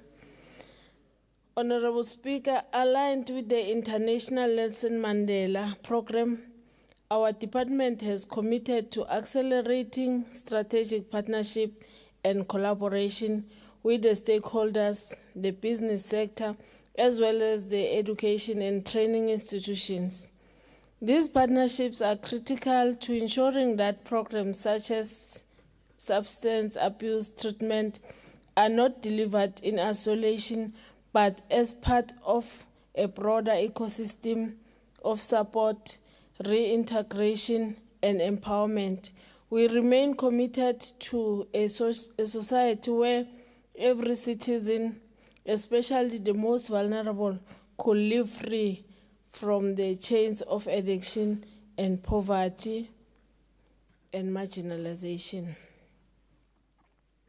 As we render this address, Honorable Speaker, we do so shortly after the commemorating of historic Freedom Charter, a cornerstone of our democratic values. In particular, we are reminded of Clause 6, which boldly declares that, open quote, all shall enjoy human rights, close quote. This clause speaks directly to the heart of social development, the assurance that every South African should have access to a life of dignity, safety, well-being, and well-being. It compels us as a department to ensure that our interventions are not only restorative but transformative, creating a social infrastructure that empowers individuals and communities alike. Honorable Speaker, the current government of national unity adopted 3 priorities for the medium-term development plan of 2024 to 2029. That priority number 1 is inclusive economic growth and job creation. Priority number 2 is to reduce poverty and tackle the high cost of living. And priority number 3, capable, ethical, and developmental state. The Department of Social Development is tasked with the responsibility to lead and coordinate priority number 2, which is to reduce poverty and tackle the high cost of living. The department has been entrusted with the responsibility to champion an inclusive and responsive social protection system designed to give effect to Chapter 11 of the National Development Plan, the 2020.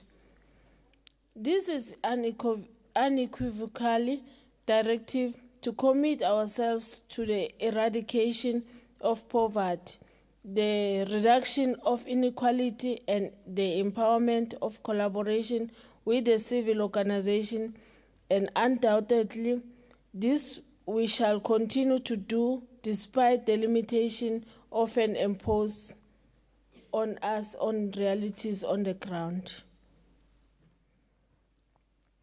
The department has developed the Strategic Plan 2025-2029 and the Annual Performance Plan 2025-2026 that reflects the important interventions in providing integrated social development services and programs. Honorable Speaker, this document seeks to realize the department's vision, which is a caring and self-reliant society.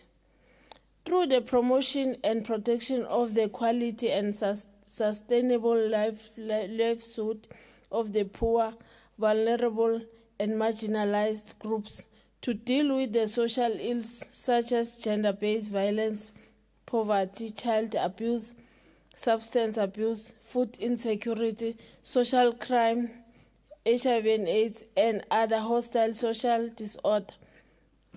Honorable Speaker, Honorable Premier, Honorable Ndlovu of Mpumalanga, His Excellency has gave the department or the MEC to prioritize these following issues: that we must prioritize the coverage of social assistance, placement of children in alternative care, construction of government-owned residential facilities to provide care and protection for elderly, establishment of and operationalization of the Kuselega One-Stop Center to provide protection to victims of gender-based violence and femicide and human trafficking,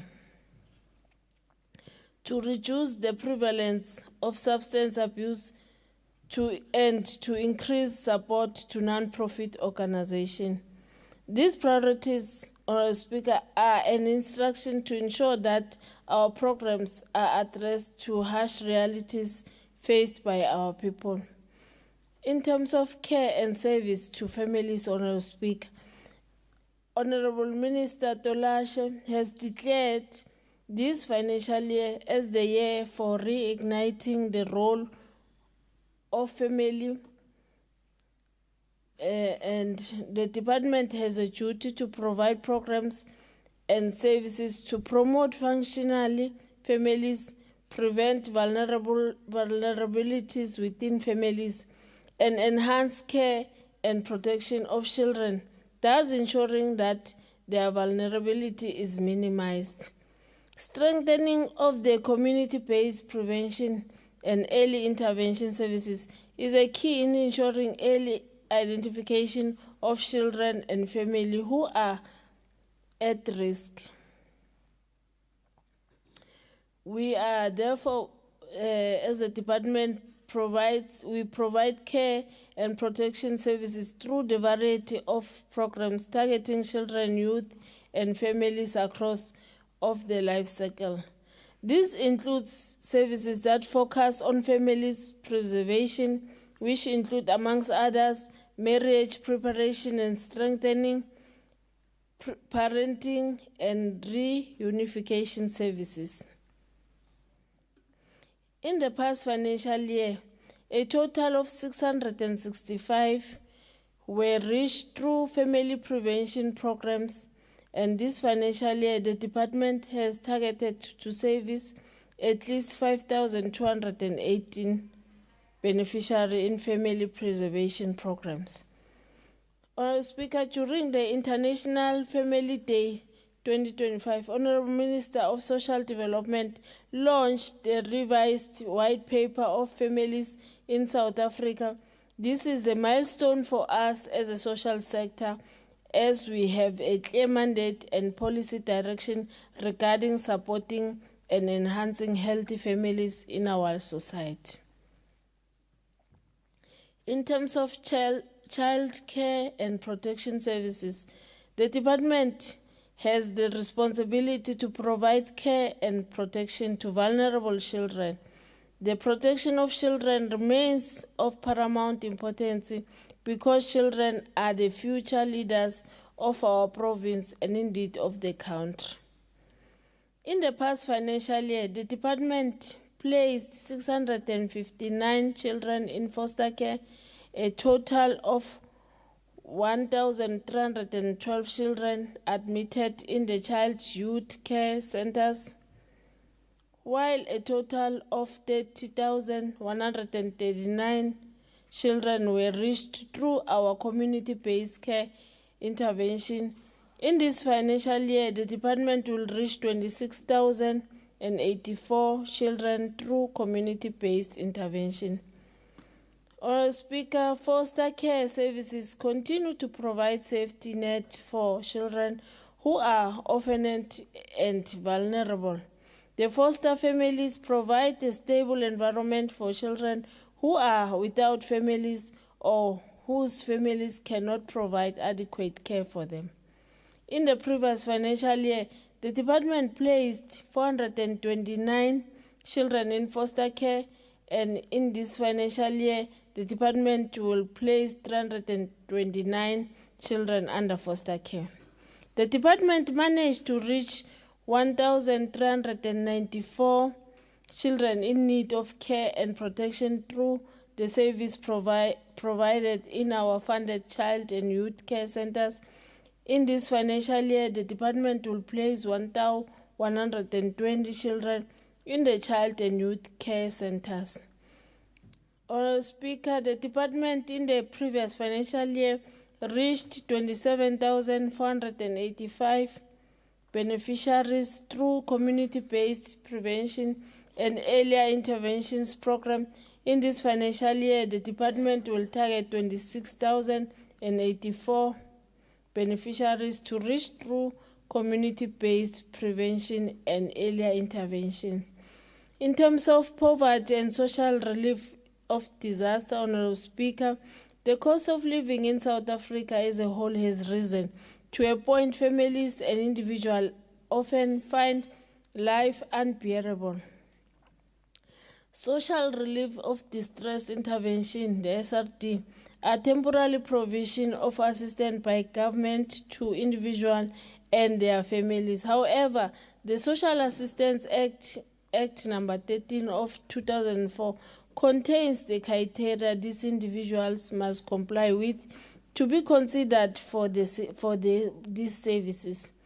In the last financial year, the total of 13,424 individuals benefited from the Social Relief of Distress program, and in this financial year, the department is planning to provide 10,200 people with social relief of distress intervention. The harsh economic condition and rate of unemployment have surely exposed our people to complete insecurities and justice. Our call to all our partners to come forward to deal with the demon of poverty.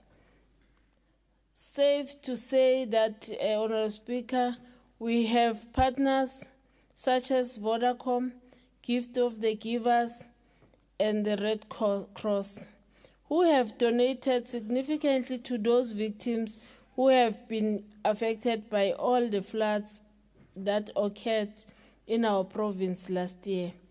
I want to encourage more partners to join us as a department to ensure that together we provide in the plight of our people who are experiencing severe poverty. Madam Speaker, the department considers the girl child as a future mother of the nation, and that her education should never be disrupted at all costs. Therefore, the provision of the dignitary towels to school will be continued. Looking back, the reports indicates that the program has yielded much positive results for the girl child. of our province. The total of 98,991 learners in Quintile 1 schools were supported with the sanitary dignity pack in the past financial year. In this financial year, the department is planning to reach a total of 98,359 learners. In terms of sustainable livelihood and poverty alleviation, Honourable Speaker, the department will continue to coordinate social facilities and poverty alleviation programs for sustainable livelihood. Intervention programs and services will include, amongst others, the food security feeding programs, including, for example, food parcels, soup kitchens, drop-in centers, social cooperatives, income-generating projects, community education and awareness. Providing support to vulnerable groups, promoting local food production and consumption of healthy food, as well as the expanded public works program. The essence of this program is to empower individuals, households, and communities to pursue different livelihood strategies by building on the material, social, tangible, and intangible assets which people have within the communities or a household. Livelihood diversification provides a holistic and integrated mechanism through which people can improve their livelihoods. The program will facilitate, coordinate, and support various program services and intervention and livelihood strategies for individuals, households, and communities. Honourable Speaker, in the previous financial year, as part of our endeavour to alleviate poverty in the province, the department created 814 job opportunities through the expanded public works program in the endeavour to continue enhancing the livelihoods of our poor, vulnerable, and marginalized.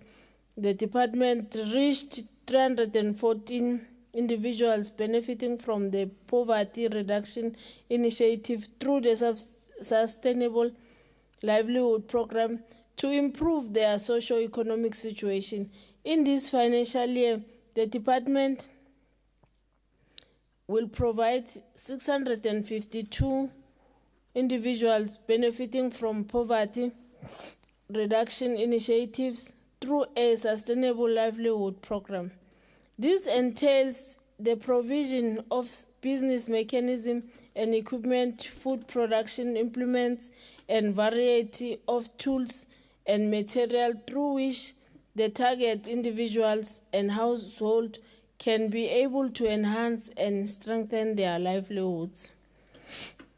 Again, this financial year, the existing 11 community nutrition and development centers in the province will be supported to ensure that the most vulnerable and poverty-stricken individuals are food secured. In the previous financial year, 3,294 individuals were reached through the CNTC feeding programs, and the total of 2,400 will access food through the CNTC feeding programs this financial year. In terms of youth development, Honourable Speaker, the youth population in the province has increased. Youth unemployment is at the highest ever, and there's a need to address this that has become more urgent, especially with the number of drugs being splashed around the street and every town, village, and suburbs. In the financial year 2024, in the previous financial year, the 2024-25, 51 Youth Development Center were supported, and the current financial year, 53 Youth Development Center will be supported. Madam Speaker, the department would like to thank the NDA in partnership with the Church of Jesus Christ of the letter they sent for funding the young women in Matafeni Trust with an amount totaling to 844,000 for input equipment and related product to advance this bakery to produce more good quality bread for the market at the Matafeni Trust. With more partners, more of these kinds of opportunity will be created. In terms of women, Honorable Speaker, partnering with the National Development of Women, Youth and partnering with the Department of Women, Youth and Persons with Disability will be able to support women initiatives.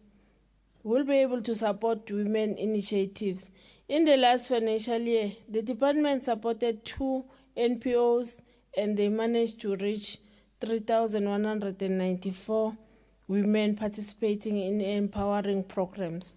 In this financial year, 3 women NPOs will be supported and 2,440 women participating in empowering program will be reached. In terms of older persons, Honorable Speaker, in the last financial year, the department reached 1,180 older persons who accessed services in resident facilities, and in this financial year, we are targeting 910 older persons which will access the residential facilities.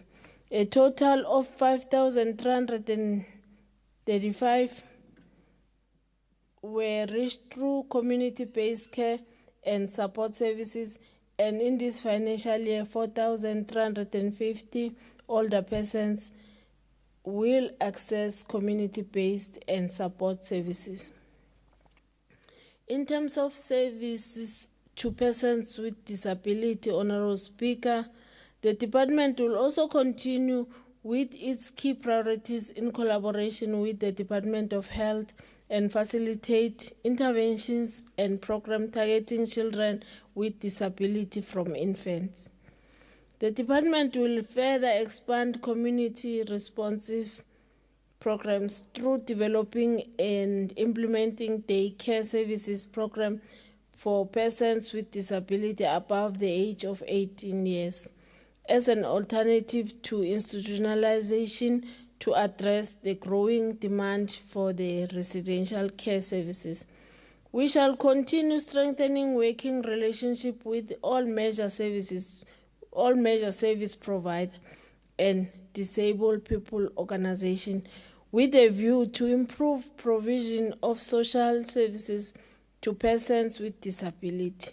It gives me great pleasure to inform this August House that the department has forged a partnership with the Japan International Cooperation Agency, the JICA, to provide support to parents and caregivers who are caring for the children with severe disability in implementing the Respite Care Program.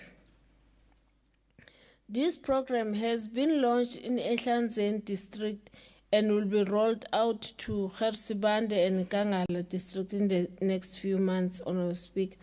Mpumalanga province is one of the only 2 provinces in which the respite care model supported by JICA is being rolled out.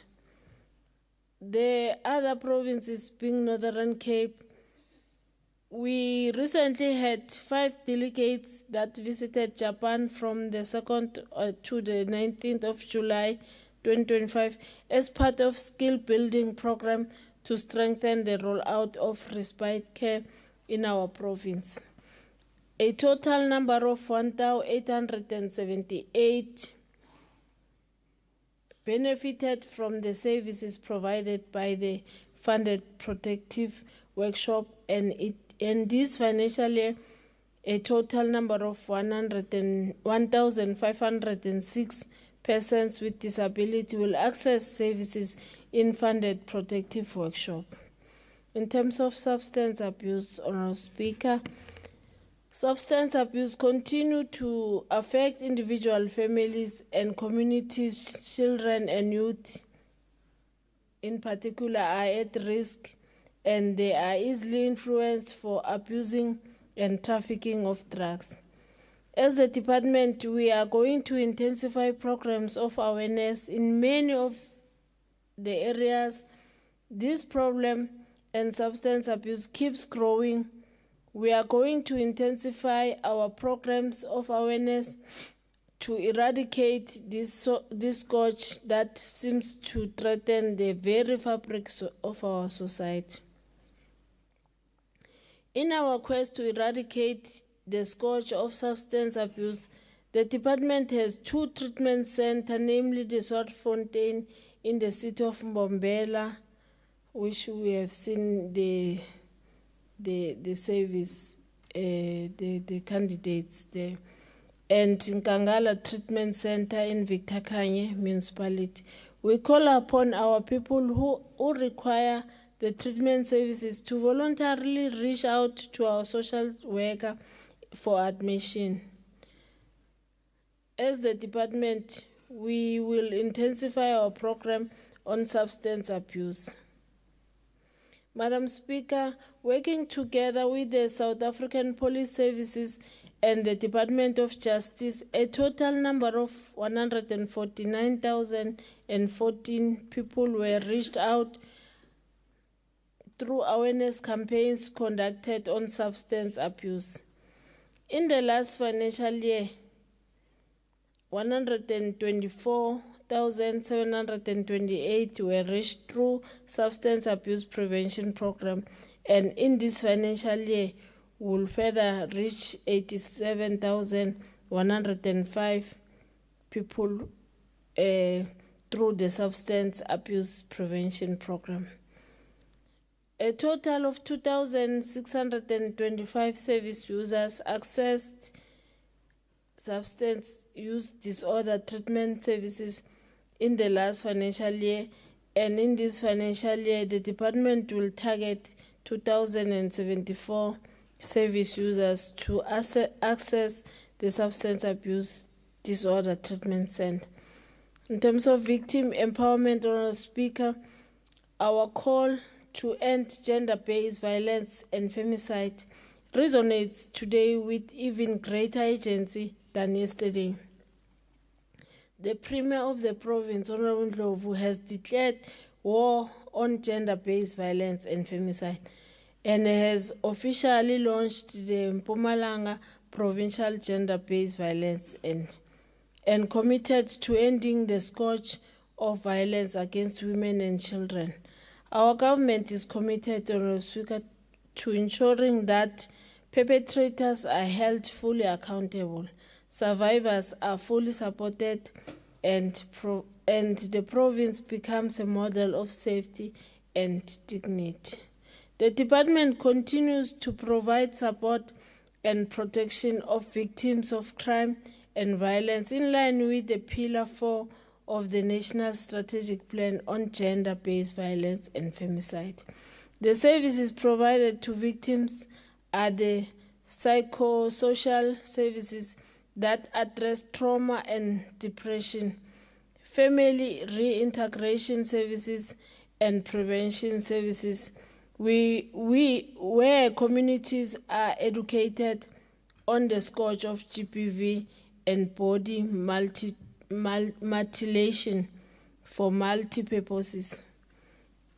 These services are aimed at enabling survivors to function optimally in the communities. And to fight the scourge of human trafficking, the department has joined forces with other stakeholders, including the Department of Justice and Constitutional Development, the South African Police Services, Special Investigation Unit, the Hawks, the Department of Health and Home Affairs, the Immigration. Collectively with these stakeholders in these efforts, we intend to unravel the defeat the scourge. The department will be playing a critical role in the structure in providing protection and reintegration of the victim of their families. For the 2025-2026 Honorable Speaker, a total of 2,160,000 victims of crime and violence will be provided to psychosocial support services. In terms of social crime prevention, Honorable Speaker, the department is mandated by, among other legislative framework, the Probation Services Act and Children Justice Act, provides services to children, youth, and adults at risk and in conflict with the law. Services are also provided for victims of crime and violence as mandated by the restorative justice system. The department, in partnership with the Department of Justice and Constitutional Development, are in the process of expunging criminal records of all children who served their sentences either through compulsory sentences served in Hendrina Secure Care Center and a Togomala Care Center. In terms of HIV and AIDS, Honorable Speaker, the burden of the disease, particularly the HIV and AIDS, continue to affect ability of families, persons with disability, and older persons. The department has committed itself to raising awareness of social, behavioral, and structural driven of HIV by integrating its services with other sector departments, private sector, and NPO psychosocial support services. Community conversations are conducted to ensure stability to families and to families in distress in emergency situation, largely by disaster that are often seasonal and any other social condition resulting to undue hardship.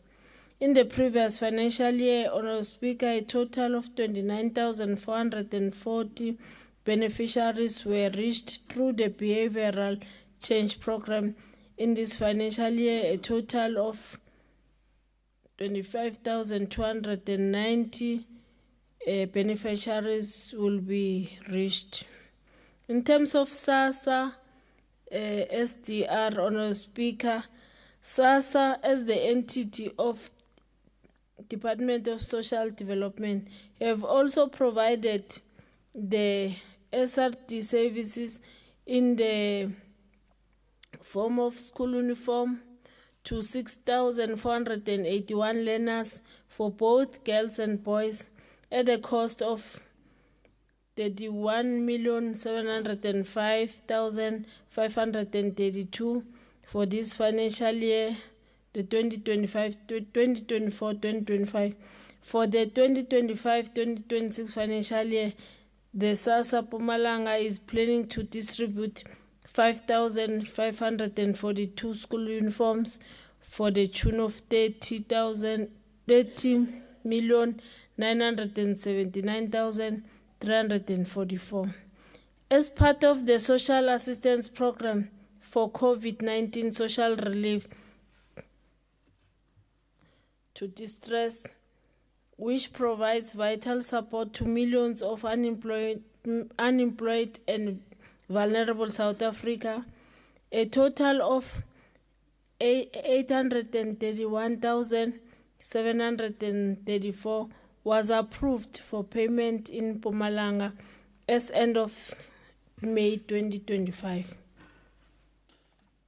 In terms of SASSA social grant, Honorable Speaker, let me take this opportunity to announce that the total of 1,646,500 persons have received various grants through the South African Social Security grants, which includes the grant in aid 40,457 beneficiary. Child support grant 1,196,175 beneficiary.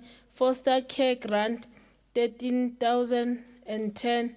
Care dependence grant 13,384 beneficiaries.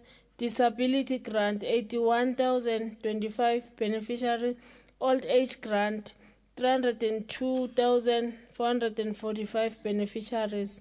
These figures, Madam Speaker, can only tell us that the harsh realities facing our people. It is an instruction that the whole government on the situation that we should pay the special attention to the degree of poverty and amount of intervention that is still required. Honourable Speaker, it is my request that this House approve the 2025-26 budget for social development, vote 12, which is 1,877,527,000. Which it is as does Program 1, the administration is 498.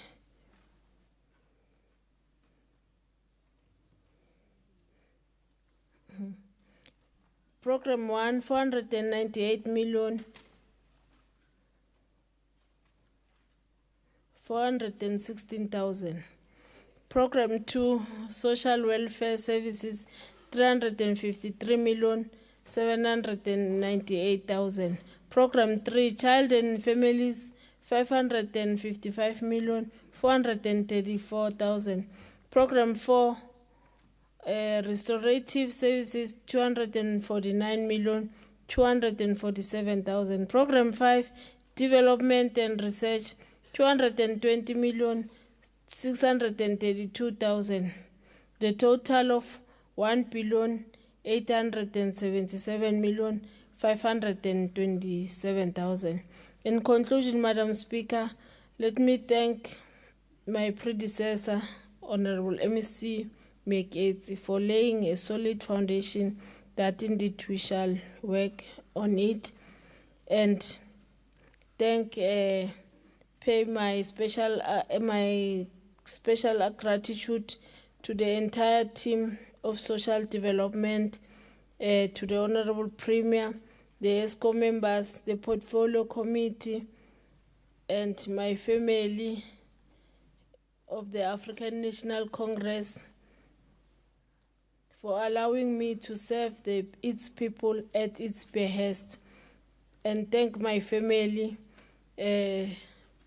Honorable Speaker, I will indicate that in particular my kids Mbali and Nat. I thank you all. Ngiyathokoza somlomo.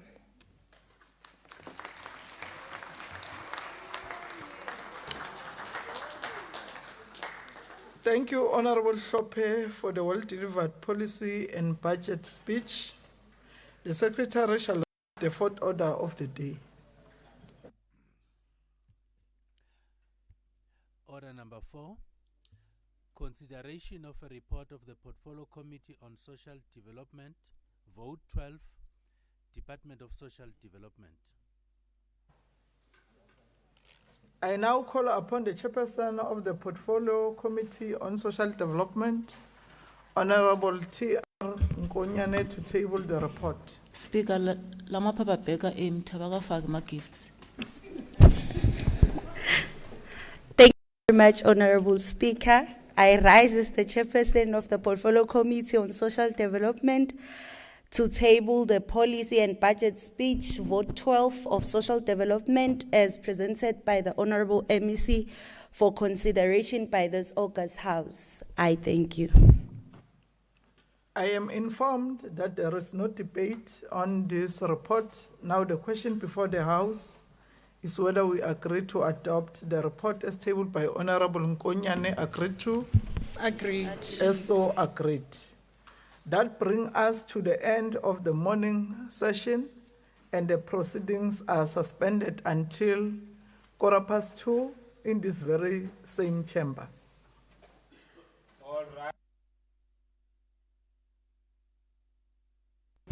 Honorable Moela.